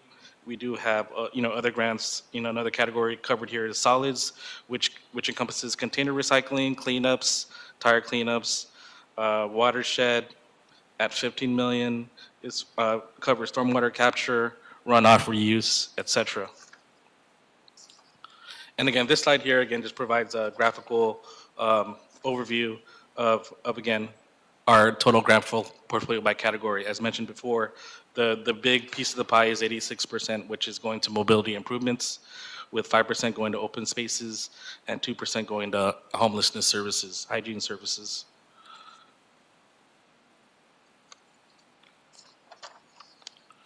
So what we also wanted to do on a department-wide basis. And also, you'll see this on the bureau-specific status, is also provide you with an award amount versus expenditure amount by category.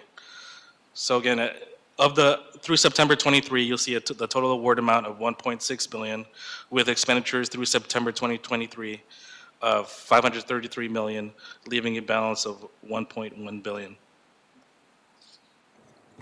Ms. Norman, you said this is through September 2023?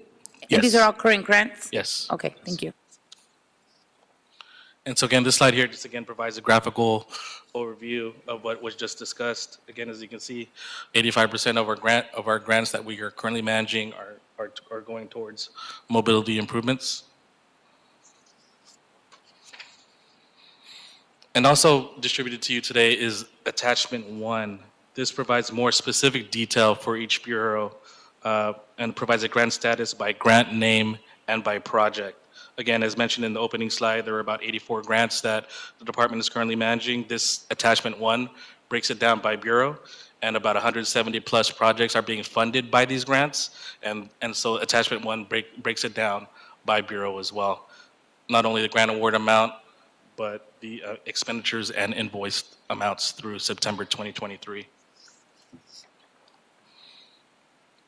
So this concludes the department-wide overview of our grant portfolio. I will now provide bureau-specific updates for the Board of Public Works. Again, this is covering April 2023 through September 23. So first, I wanted to give you an overview of the 3 grants that the board is currently managing, again, by category, which first category is economic development at 15.2 million, which is the HAP grant where we're providing homelessness hygiene services. The second grant is at, economic development, 15.2 million. That's the California for All Youth grant.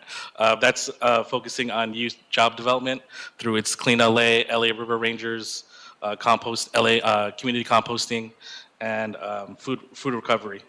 Second grant we have is a CAL FIRE grant, which is at 1.5 million, and then the third grant is the HAP grant, which provides homelessness services at 33 million. So majority of our grant portfolio is 66% going to homelessness, with a second going to economic development or youth job creation at 31%, and then 3% going to environmental. Again, this slide here provides an overview of our total award amount of 49 million, with expenditures through September 2023 of 24.6 million, with a balance of 25.1 million.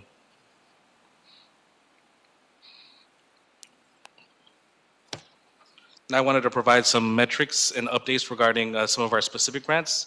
First up, we have the homelessness housing assistance and prevention, homeless housing assistance prevention programs, which provide hygiene services through its mobile pit stop program, mobile shower program, and skid row cleaning. Through September 23, with the funding that's been allotted and expended, the mobile pit stop program has been able to serve 3 million patrons approximately. The mobile shower program has been able to serve 35,645 patrons. In regards to skid row cleaning, approximately 120,000 bags of trash have been collected. 45,000 needles have been collected, about 6,100 bulk item collection calls have been made, and 4,100 graffiti cleanups have been made. Next up, we have the California for All Youth grant, which again is consistent of the Clean LA program, LA River Rangers, community compost, and edible food recovery. To date, a total of 167 youth have been hired. The goal is to get to up to 342 hires, youth hires. Again, the board is working on new contracts to increase hiring. In regards to the Clean LA program, we're happy to announce that 12 have graduated, 4 have actually started employment with LASAN, and 6 are waiting for employment. Those are nice numbers, by the way. And lastly, we do have the CAL FIRE grant. To date, 400 trees have been planted, 6 in-person community expert workshops on different topics were held between May and June 2023, with 1 virtual workshop in August to share summary of feedback with the participants. The Office of Forest Management is preparing for a community engagement campaign, which will include citywide survey and 25 workshops citywide happening between December and February of 2024. In regards to pending grant applications through this period, again through September 23, the board has submitted 3 applications, a $5 million grant to the Clean California Local Grant Program to provide funding for its Clean LA program, $3 million also to the Clean California Local Grant Programs for a mural project to celebrate community transitions, and a $1 million application submitted by our Climate Emergency Mobilization Office for a maladjusted government-to-government grant program for heat and climate-resilient communities. Applications for future consideration also is another one, is another $10 million application submitted by the Climate Emergency Mobilization Office related to heat-resilient zones and equity-focused resilient hubs in Los Angeles. And also, the board will be submitting an application for $3.1 million related to the Energy Efficiency and Conservation Block Grant. Before we move on to the Bureau of Engineering, I would like to open up any questions that the board may have regarding any department-wide data that's been discussed or the board-specific questions. Any questions for the Board of Public Works? For us? No questions. Well, actually, you know, I do have a question. You said pending grant applications. This was your, I think, two slides ago. Mm-hmm. Do we have dates or when we are going to receive any word on this? Right, so since this is a report through September 2023, I can tell you, I can provide updates on the 3 grants that we did apply for. Unfortunately, we were not able to secure the 2 grants through the Clean California Local Program or the $1 million application that was submitted by the Climate Emergency Mobilization Office. We did not get it? Did not. Okay. Did not. We are still waiting to hear from the grantor regarding the $10 million application by the Climate Emergency Mobilization Office and the $3.1 million EECBG grant application, which was awarded to the city through formula funds. The application itself is due in April. Okay. So out of the 3 that are in your pending grant application, we're still pending 2 out of that? Out of the 3 listed, we did receive word that we did not receive All 3? all 3. 3-0 there, Norman. Unfortunately. This time around? Okay, got it. Okay, no problem. All right, thank you so much. No questions for the Norman? Hearing none, thank you, Norman, and thank you for leading this effort. I'm really enjoying the way the format is and what we're doing, and I can't wait to hear everybody else's report. Great, thank you. And I'll now pass the baton over to Scott Gibson of the Bureau of BOE. Mr. Gibson, literally, you're passing over the baton. Yeah. Thank you, Norman.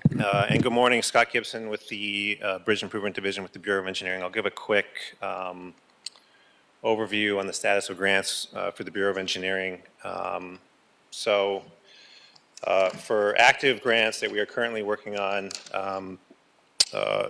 we have active grants totaling over $1 billion, $1,037 million approximately. And as you can see, the vast majority of those projects are targeted towards mobility improvements, followed by open spaces, and finally, public buildings. And this spans across a total of 77 different projects. Current progress on these grants, of the $1,037 million, we have invoiced roughly $439 million, leaving a balance of around $598 million. Pending grant applications, throughout the Bureau, the vast majority of, sorry, I've got a lot of papers here. Let me just reorganize real quick. The primary divisions that make use of grants in the Bureau of Engineering are the Architectural Division, our Bridge Improvement Division, and our Streets Improvement Division. Just recently, our Streets Division applied for the Safe Streets and Roads for All grant. The Bridge Improvement Division applied for a grade separation grant for the 710 Valley Boulevard multimodal project. Our architectural division applied for for a recreation trails program, community resilience center program grant, and the Reconnecting Communities pilot program grant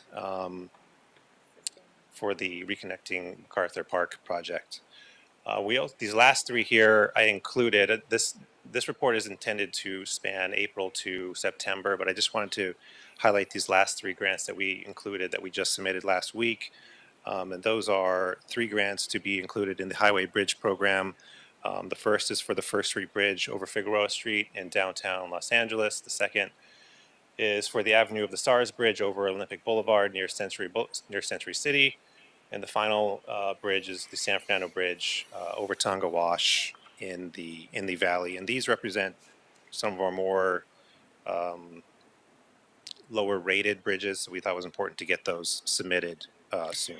Mr. Gibson, sorry to interrupt you. Are these three grants for capital improvement or to maintenance?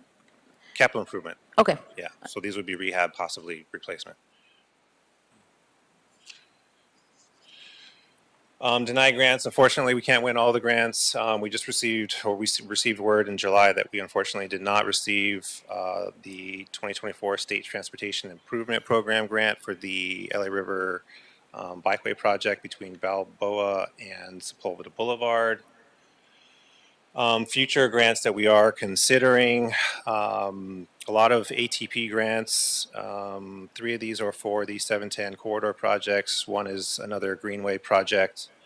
It looks like we're resubmitting for Balboa, for the Greenway project between Balboa and Sepulveda. And it looks like the last one to cut off is a grant for the Lincoln Boulevard Bridge. I believe it's over Bayona Creek in the Playa Vista area. There are additional grants coming up next year. One is the RAISE grant, the other is the Bridge Investment Program. And then there are also grants that just kind of pop up, along the way that we are not currently aware of, but we do intend on keeping an eye out for those grants. So here's just a quick summary of pending, denied, and future grant considerations. Pending grant applications total $75 million. We were denied the grant for $6.5 million. And future considered grants are $130 million. This does not include, grants that we are at least not aware of that should pop up within the next fiscal year. And then I just wanted to highlight some of the things that we're working on in the bridge program. We're kind of taking a more proactive approach in our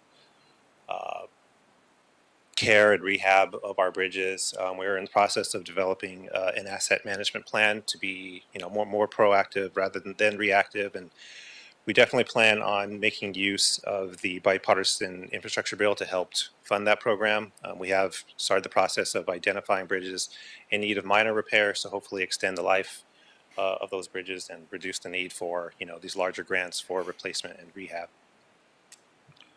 And then I also wanted to highlight one of our current grant funded projects, which is the 710 Valley Boulevard Multimodal Transportation Project. This is one of the three 710 corridor projects, which I'm sure many of you are aware of. The Valley Boulevard project envisions approximately a 5-mile transformative corridor for all modes of transportation, including auto, bus, bicycle, and pedestrian activities. Between Union Station at the west to the 710 freeway at the east. The goals of this project are to improve transit service, connectivity, and ridership, as well as increase safe access for travelers to employment centers, educational facilities, healthcare facilities, parks, and recreational centers in the area. Valley Boulevard would thus become a high-quality regional multimodal mobility corridor to the communities of Los Angeles and neighboring jurisdictions. We are just finalizing the pre-design phase and will shortly be moving into the environmental document phase. There have been 4 community meetings to date, so we received feedback from the community and we are incorporating those comments in the final selected alternative for the corridor. At this time, we estimate construction costs for this project to come in around $90 million. This is just a very preliminary estimate, and we're hoping to go to construction in late 2026. So this is a cross-section of the corridor right now. You can see it runs adjacent to the railroad. One of the improvements or long-term goals of this project is to create 3 grade separation crossings to eliminate the at-grade crossings at 3 locations to mitigate or to help with safety concern as well as traffic flow concerns. And this is just this is one of the alternatives that we have proposed. As you can see, there is a dedicated bicycle track, protected bicycle track along the left side of the street, as well as parallel parking with some additional landscaping, 2 mixed-use travel lanes for transit and vehicles, and then 2 inside traffic lanes. So this concludes my summary for the Bureau of Engineering, and I'm happy to answer any questions. Thank you so much, Mr. Gibson, for that. Any questions, colleagues, for the Bureau of Engineering? No, this is a really nice upcoming project, by the way. I hadn't seen this rendering. That's I almost feel like I'm not here in LA, but I look forward to writing that. Yeah, it's an Very exciting project, nice. yeah. I like the color. Is that, we'll get into project later. I'll get into the project later, but I just really like how we're doing that diversification of colors. It looks, just makes it look so much eloquent is the word, yeah. All right, very nice. Thank you, Mr. Gibson. And congratulations, you guys have over $1.3 dollars in funding of grants. So congrats on all of that very much. And I look forward to seeing the results on these grants that you are currently pending. So I don't know when they're coming. Do you know when the awardee notification comes in? Yeah, I mean, it's going to vary. I mean, I can tell you the last 3 that we just submitted for the Highway Bridge Program, we anticipate probably in the spring. Okay. Some of these other ones will probably be sooner, but it really varies from grant to grant. Okay, very well. This is good to know. So I'll make sure to keep up with it to see where we're at. Yeah. Thank you, Mr. Gibson, for that. So if there are no other questions, No other questions for Bureau of Engineering? Hearing none. Thank you so much. Have a good weekend. I'll turn it over to Richard Perdoso with Bureau of Sanitation. All right, sanitation. Hi. Afternoon. Good morning. Good afternoon. It's about to Morning be. to afternoon. It's gonna be dinner time soon. Thanks, Scott. Richard Pedroza with LA Sanitation and Environment. Turn my slide. Okay, so LA San is managing an active grant portfolio in the amount of $42 million, representing 29 executed grant agreements.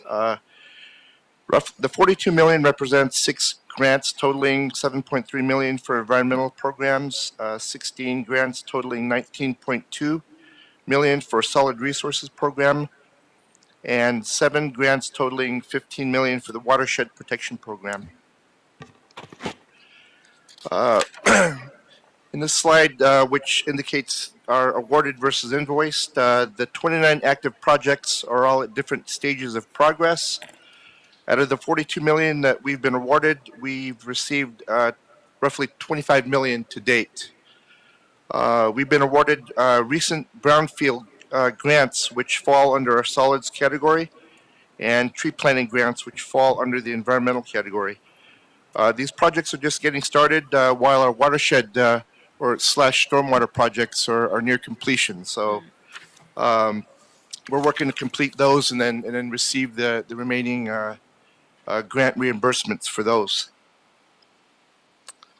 Regarding pending grant applications, we have 11 that we've submitted, and in this slide we show 7 of them. We've already received the Brownfields Cleanup Grant for our Taylor Yard G2 project. Okay. And the grant became active in October, which was, just outside of the reporting period of April to September. So that was good for us. We've also received a preliminary notification of award for 2 Bureau of Reclamation grants, but they'll remain as pending until we have a signed grant agreement. We're also nearing the closing on a $7 million state-specified grant for our Hollenbeck Park project.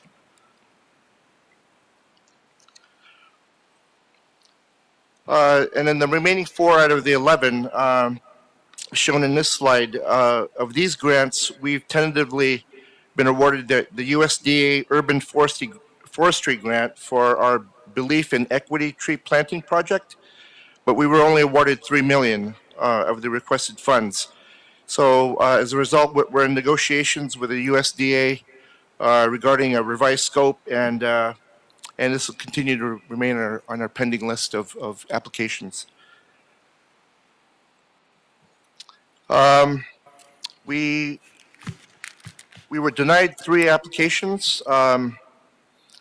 The last 2, we requested debriefings from the grantors, and when we have these debriefings, we normally get the insight onto how we were scored, and so we implement the lessons learned from these debriefing meetings, and then we apply those for future applications.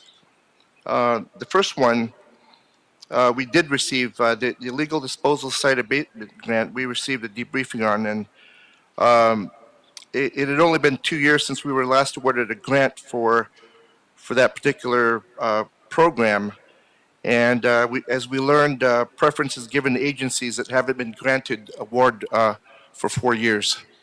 So that was the reason for the denial on that one. And lastly, the application for future consideration. We have 4 upcoming applications in October and this month, totaling $46 million. We've submitted all the listed applications, and they'll be reflected on our pending list in the next reporting period. So that concludes my report for LA Sanitation. Are there any questions? Thank you so much. Any questions from the Bureau of Sanitation? Hearing none. Thank you so much. Thank you for this report. Appreciate it.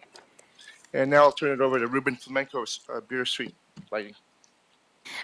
I really like this coordinated effort too, by the way.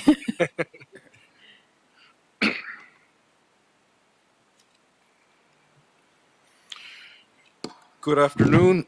I'm Ruben Flamenco, representing the Bureau of Street Lighting, and I will be giving a semi-annual status report on our grant-related projects. We have 18 active projects in 3 categories: EV chargers, streetlights, and wireless networks, totaling just over $10 million. You do see that big $6 million figure in EV chargers. This primarily pertains to the Take Charge EV charging project, which is in the early design stage.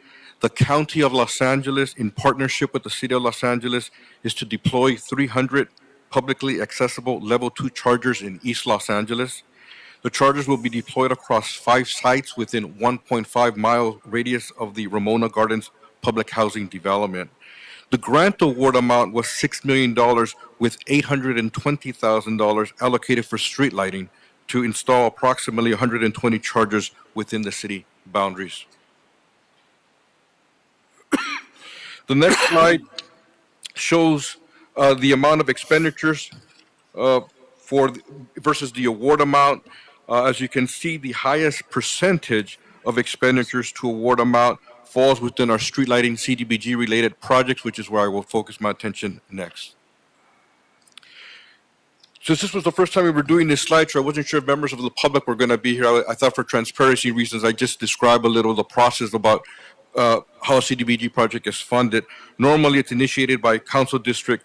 Our bureau then evaluates the location, and we look at census figures to make sure that the proposed location falls within a low to moderate community income level.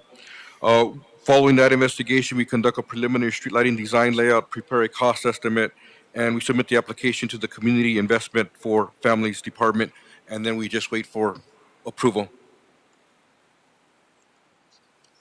I just randomly selected the San Pedro Area 4 street lighting project. It's a project in Council District 15 in the San Pedro community. It proposes to install 36 street lights, and the funding cost is approximately $761,000. The location is bounded by Amar Street, Centra Street, Santa Cruz Street, and Mesa Street, and it's basically all the local streets that currently do not have any street lighting whatsoever. Upon our preliminary investigation, we do the final design, and there were some minor changes. We added some streetlights along Center Street between Amar and Santa Cruz, so we just modified it just slightly after we did a field check. We perform lighting calculations. We then initiate the lighting district, which is necessary in compliance with Proposition 218. We request for service confirmation from the Department of Water and Power, finalize the plan, and then get ready for construction. The Bureau currently has 14 CDBG projects in the design and construction stage. These projects will install new street lighting systems in low to moderate income communities of the city that have no existing street lighting system. The construction of these projects is contingent on the affected property owners agreeing to pay annually for the maintenance of the new lighting system via ballot measure in compliance with Proposition 218. The following is a list of current CDBG funded projects within BSL. I have news from our last visit to the board in June. We've gotten the results of 6 of our proposed CDBG projects. The first 5, the San Pedro Area 4, the North Hollywood Morella, the Beacon Street, the San Pedro Grand Street Lighting Project, as well as the North Hollywood area, were successful in creating the lighting district, so these projects can now complete design and get ready for construction. The Amar and Santa Cruz Street Lighting District failed, so we don't have a lighting district yet. We're going to be working with council to see if we want to do a reballot or perhaps maybe change the project scope, maybe exclude a block or two where we had some negative votes, and maybe change it to another block so that we can hopefully get this project moving forward and create a successful lighting district. The Sun Valley Lighting District project, we are pending results.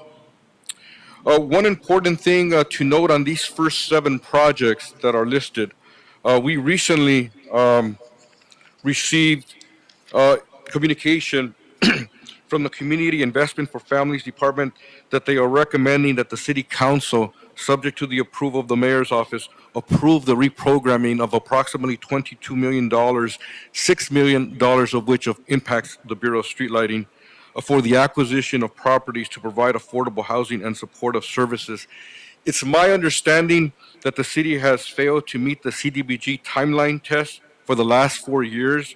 Thus, reprogramming funds to other projects would serve the dual purpose of spending quickly while helping the city achieve timeliness required by the U.S. Department of Housing and Urban Development. So we're going to complete the design project on these first 7. At this moment, we're uncertain if we're going to be able to move forward with construction. We have to have these funds reprogrammed or restored back to these 7 projects before we can move forward.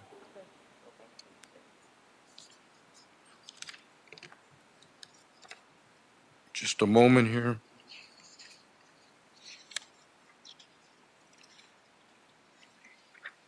So we now have 4 projects in the construction phase: the Arleta Widener project, the Arleta Stanwin project,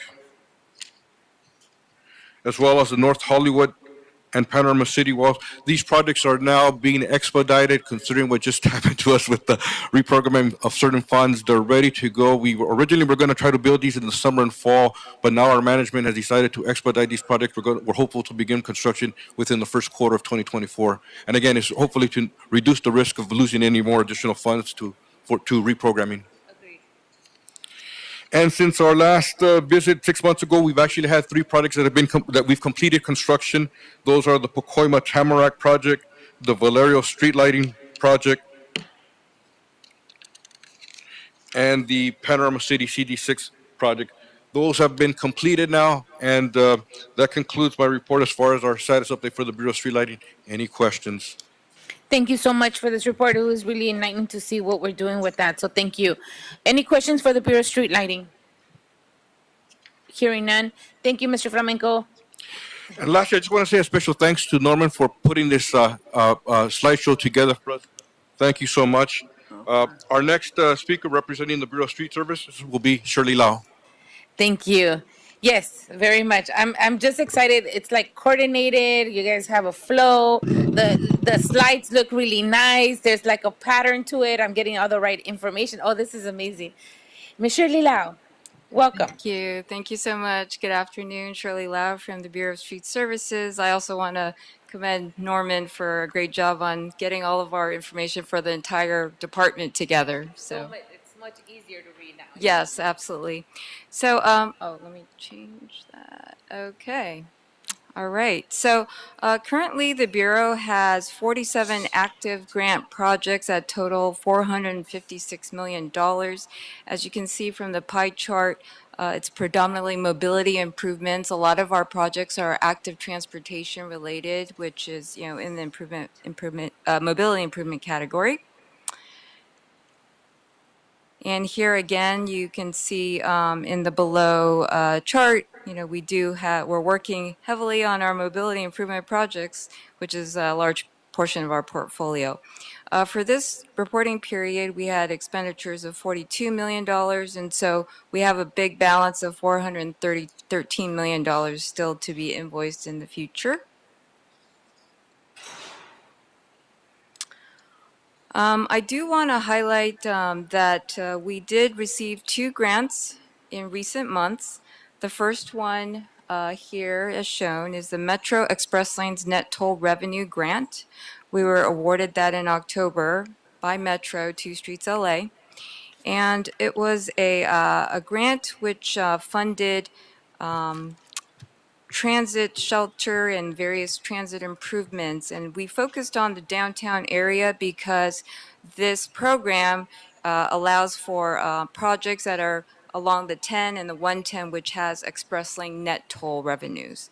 So we were awarded $8.4 million to install 20 bus shelters, which would help fund a little bit, of our sidewalk and transit amenities program, which we're always looking for capital funding. So that will help that in the downtown area, also with 20 digital kiosks and other gateway markers in downtown. So we hope to get this done before the Olympics come, and so this will improve the downtown area as far as transit. Another grant that we actually also was awarded in October, I know it's a little bit out of the September reporting period, but I was so excited to highlight these two.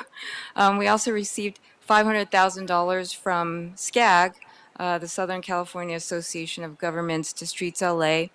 And this is a planning grant that we submitted a prior active transportation project that was not funded. So we submitted it to the Sustainable Communities Program, and we did receive funding. So it's $500,000 to reimagine the Warner Center area, and basically the deliverable is to produce an active transportation plan. So with that plan, that can be used for future grant applications to seek and build out the active transportation in this area. So we were very excited to receive that grant. So here it just consolidates the 2 grant projects that we received recently.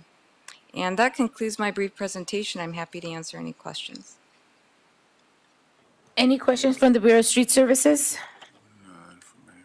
Thank you for the report. Thank you for the report. Appreciate it. Thank you, Shirley Lau. And I think I'm going to reach out to you just to get a little bit more info. But we haven't gotten it, so I'll wait till we get this. Number 2, linking Warner Center as an active transportation hub, jobs and housing. So we're pending that one, right? Actually, we received both. Oh, you received The ones I both? reported, we submitted and we were awarded both. Okay, understood. Yeah. Okay, I'll just reach out to you on that then. Sure. Okay. Absolutely. All right, no questions from Bureau of Street Services? Hearing none, thank you for the report. Thank you so much. And are you closing the presentation? Norman, are you closing the presentation? No? I guess that concludes the presentation for the department.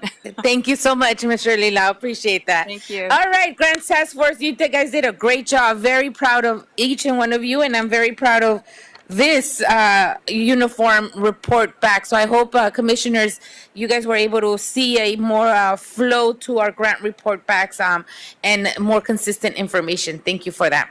All right, colleagues, it is now 1 o'clock exactly. Oh my God. Management meeting is canceled for today, and this meeting is now, so before I say that, Dr. Campos, have I cleared today's desk?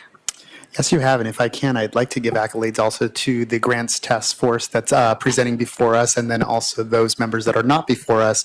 Great job. It's been 2 years, almost 2 years in the making, and President Garcia, thank you also for your leadership. Norman Tañada also for putting this together, finally seeing a great collective and an aggregate portfolio of our grant portfolio at $1.6 billion. Very impressive. So thank you, board, very for much. entertaining us and also hearing about what we've been doing for the last 2 years. So it's almost like a big milestone for us. So great job. And to answer your question, yes, we've cleared the desk. Thank you very much. Thank you guys so much. I do appreciate that, all those accolades, and I look forward to the next report as well. So thank you, and we'll keep meeting. All right, everyone, it's 1:01, and this meeting's officially adjourned now. Thank you, everyone. Management meeting is canceled for today. I lost a check. I gotta go to the bank. Me too, I'm starving. I gotta go to the bank. I lost a check. Gotta get that out there. Yeah. Yeah. Call Chef Marilyn. Calling Chef Marilyn. I that wrote what- January is that when? 2021 to 22, 23. Hey, know. did you check it? Okay. I know. But we've canceled some meetings, and, people have changed. But I'm glad we're